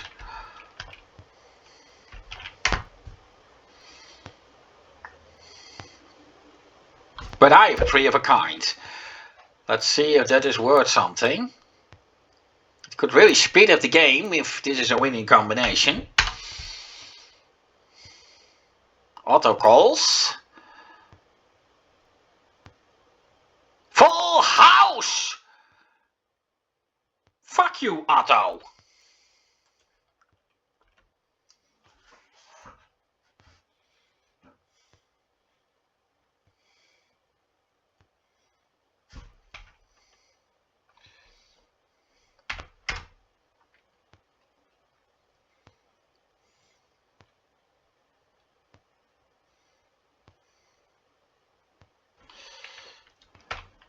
This is really, really terrible.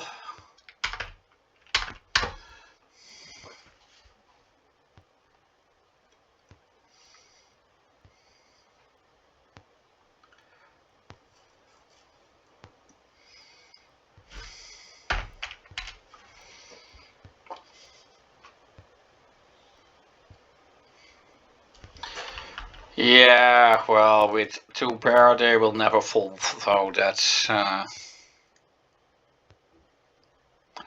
at least I have one pair of eights, so perhaps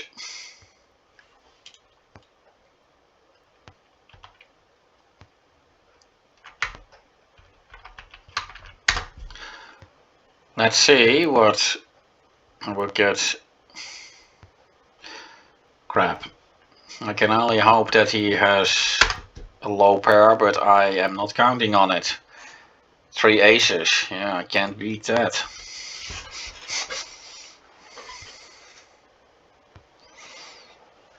A pair of kings.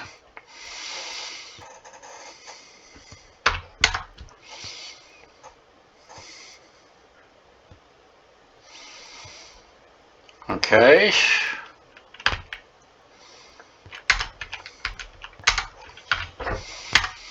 Let's see what will be in the second hand.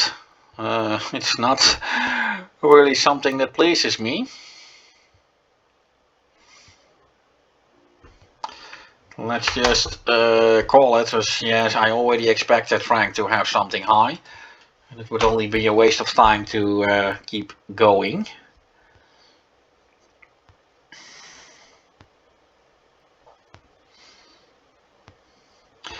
I will fold this one and let the game play on while I'll take a natural break.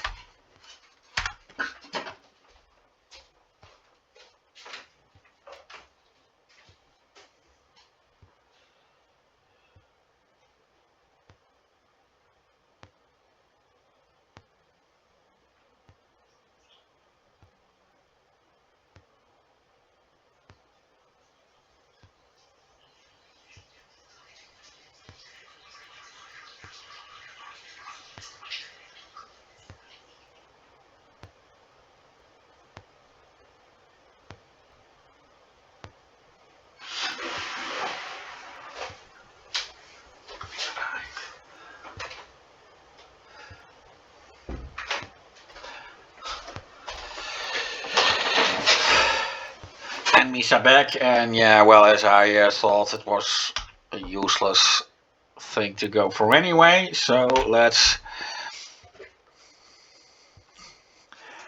Okay, I have two pair. Well, let's hope I can get a giant pot out of this. I hope that 1500 is actually the amount that I need to get to the final portion of the game.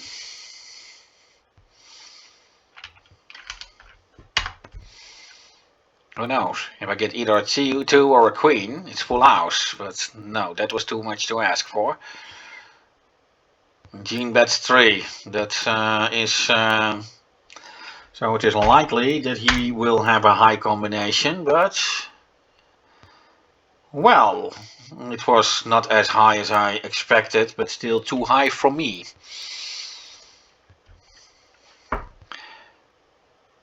Your chances of winning a game are pretty low, actually. The way the cards are dealt is not really in your favor mostly. Of course, you are playing with 4, so one of the others having the better combination is always... well, let's quit this one, as this is not... Okay, yeah, everyone checked, so... The game still goes on.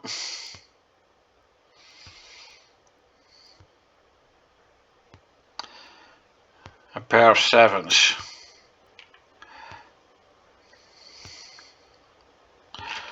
Yeah, well, I don't expect anything from it. Well, one pair of aces. That was not as high as I expected.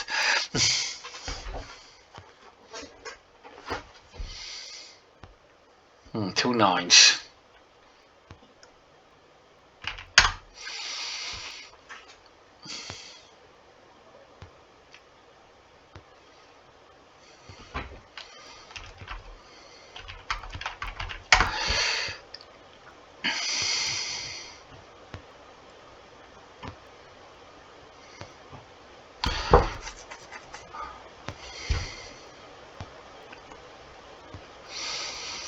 Well, I don't expect to win this one. No, not with a 3 of a kind. I could beat this pair, that's only 3s, mine is higher, but that 3 of a kind was...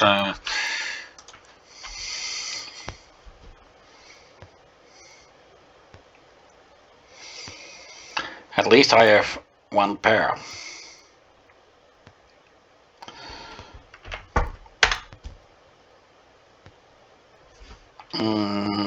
Frank stands. Oh, that's... Now I really need something good, and I don't get it.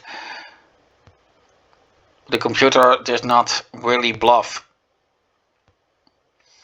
So let's just fold and let... so I can wait 2 pair.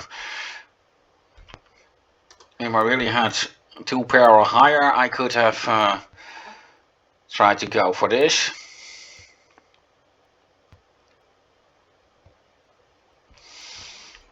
They'll pass. Well, let's see. Gene calls. Otto folds. And Frank folds. Gene takes 3 cards. So will I. 1, 2, and 5. 2 pair. Well, I can try.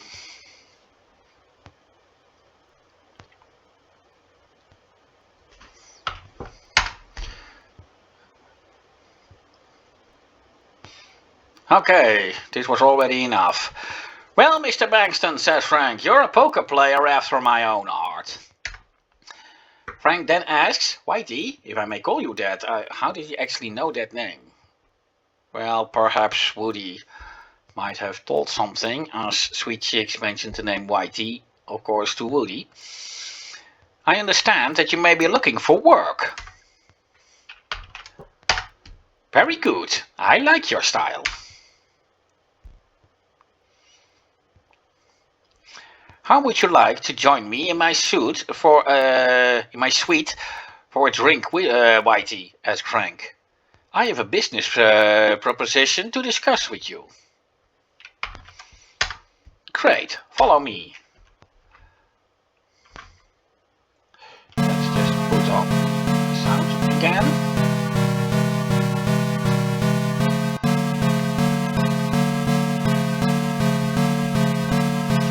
You don't have to be afraid of losing Frank, as you're not really in a pursuit anyway. He thinks he got a new guy for his business. Now I have to send a signal to my backup. You whisper soft, room 404, into transmitter pan, informing your backup unit of your location. That is very important, because if I don't do that right now, I will die. And you will soon see why. Well, let's...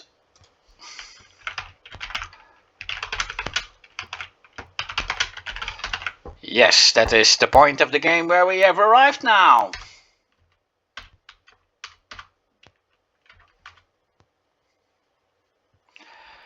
Well, Mr. Bankston, says Baines, I have a little proposition for you that I know you'll love.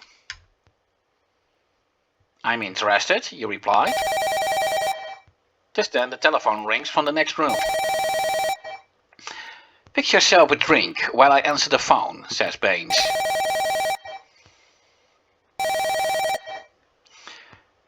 You step up to the bar and peruse the selection of beverages.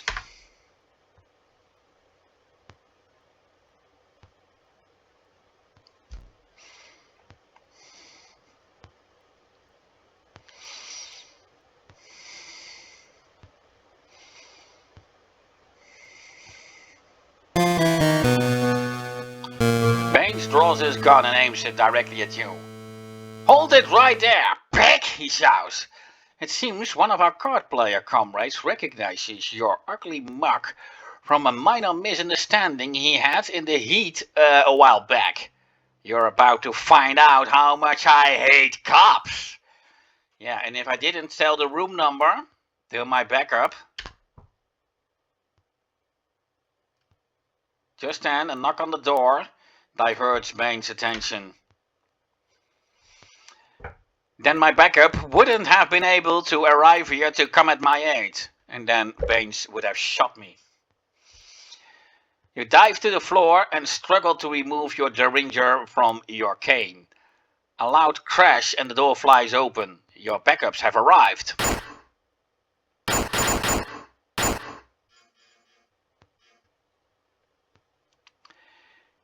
Baines is taken down the barrage of gunfire. Now he has been shot down, but he's not dead. I can tell you that at least.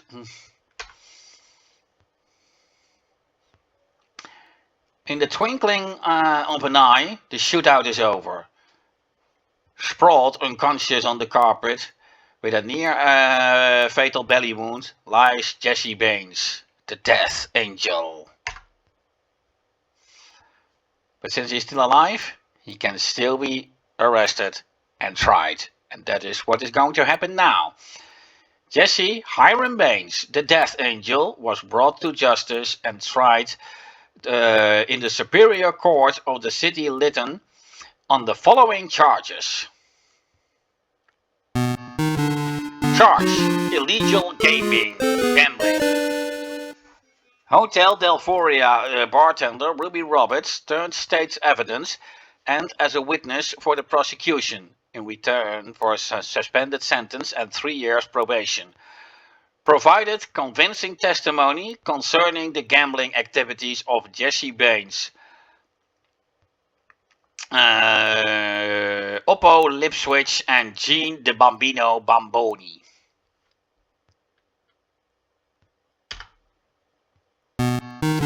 Charge: drug trafficking. Drug pusher Donald D. Colby turned state's evidence and witness for the prosecution in return for a suspended sentence and 5 years probation, provided convincing testimony concerning the Baines narcotics distribution network.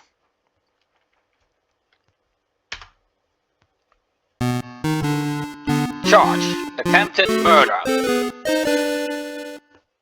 Lytton PT Detective Bonds, Anglin and Smith presented eyewitness testimony concerning the shootout at the Hotel Delforia. Yeah, he tried to murder me, which is also a criminal offense. Charge: first-degree murder. Ballistic tests provided a positive match between the Baines .32 caliber automatic handgun and the weapon used to murder Jason Taisley.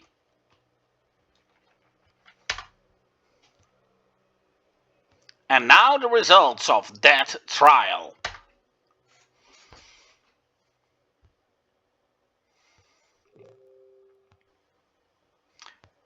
The Honorable Judge Kim Palmer asks the foreman of the jury, ladies and gentlemen of the jury, have you reached your verdict? The foreman answers, yes, we have, Your Honor. Bailiff, please bring me the jury's verdict to me.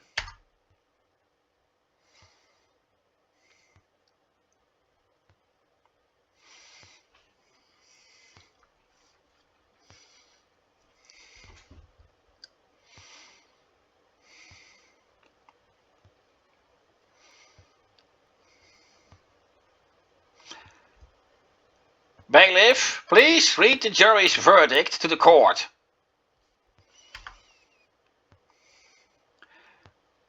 Charge: illegal gambling. Guilty as charged. Charge: drug trafficking. Guilty as charged. Charge: attempted murder. Guilty as charged. Charge: first-degree murder. Guilty as charged. Mr. Baines, please rise for sentencing. Do you have any last statement before I pronounce sentencing? Baines looks straight into your eyes. "No, Your Honor." Then under his breath he hisses across the aisle, "Bonds, you are a dead man." Staring intensely at Baines, Judge Palmer says firmly, "Jesse Hiram Baines, you are hereby sentenced to a total of 97 years in the state penitentiary without possibility of parole." Well, we can consider that a lifelong sentence. The courtroom erupts in spontaneous applause. You smile broadly until you catch Baines' glaring holes through your skull. Your life is not. You know your life is not yet free of the death angel.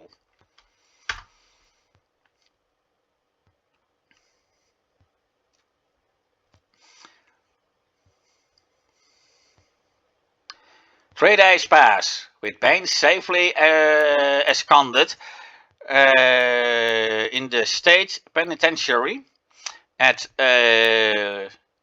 Vega Vile. The city of Lytton is once again a quiet, peaceful community freed from the grasp of the death angel.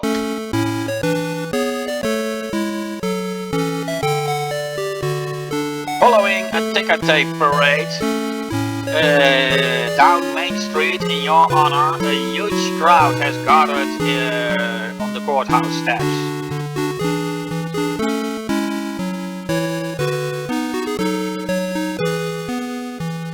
Mayor Fuddrucker and Chief Whipplestick wait at the top of the stairs while you pass through the department honor guard.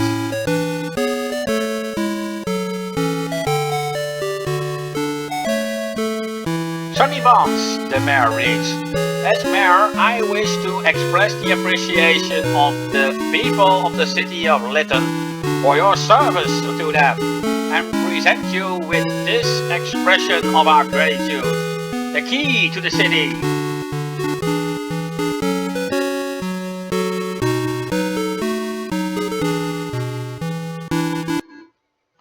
"Congratulations, you've won Police Quest.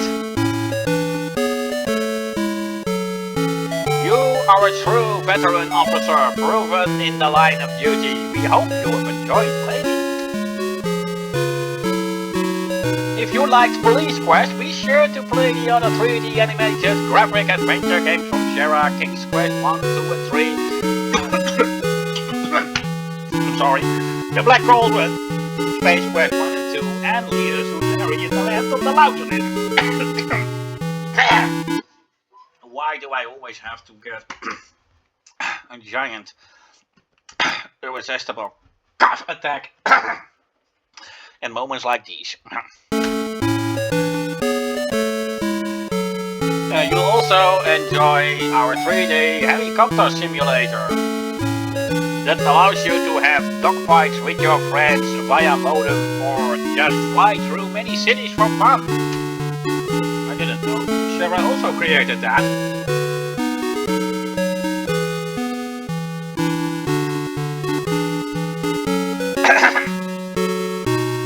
Oh, Sonny, my hero! Yeah, well, then I will turn the sound off right now, and here the game has ended. I hope you enjoyed this video, or that you found it useful in order to complete the game. Of course, I already told you I forgot a few things, but I never reached the maximum score of 245 anyway. This is where I'll end this video. Perhaps another game next time. And, well, I guess that is it. Bye-bye, folks. Take care of yourself. And for each other.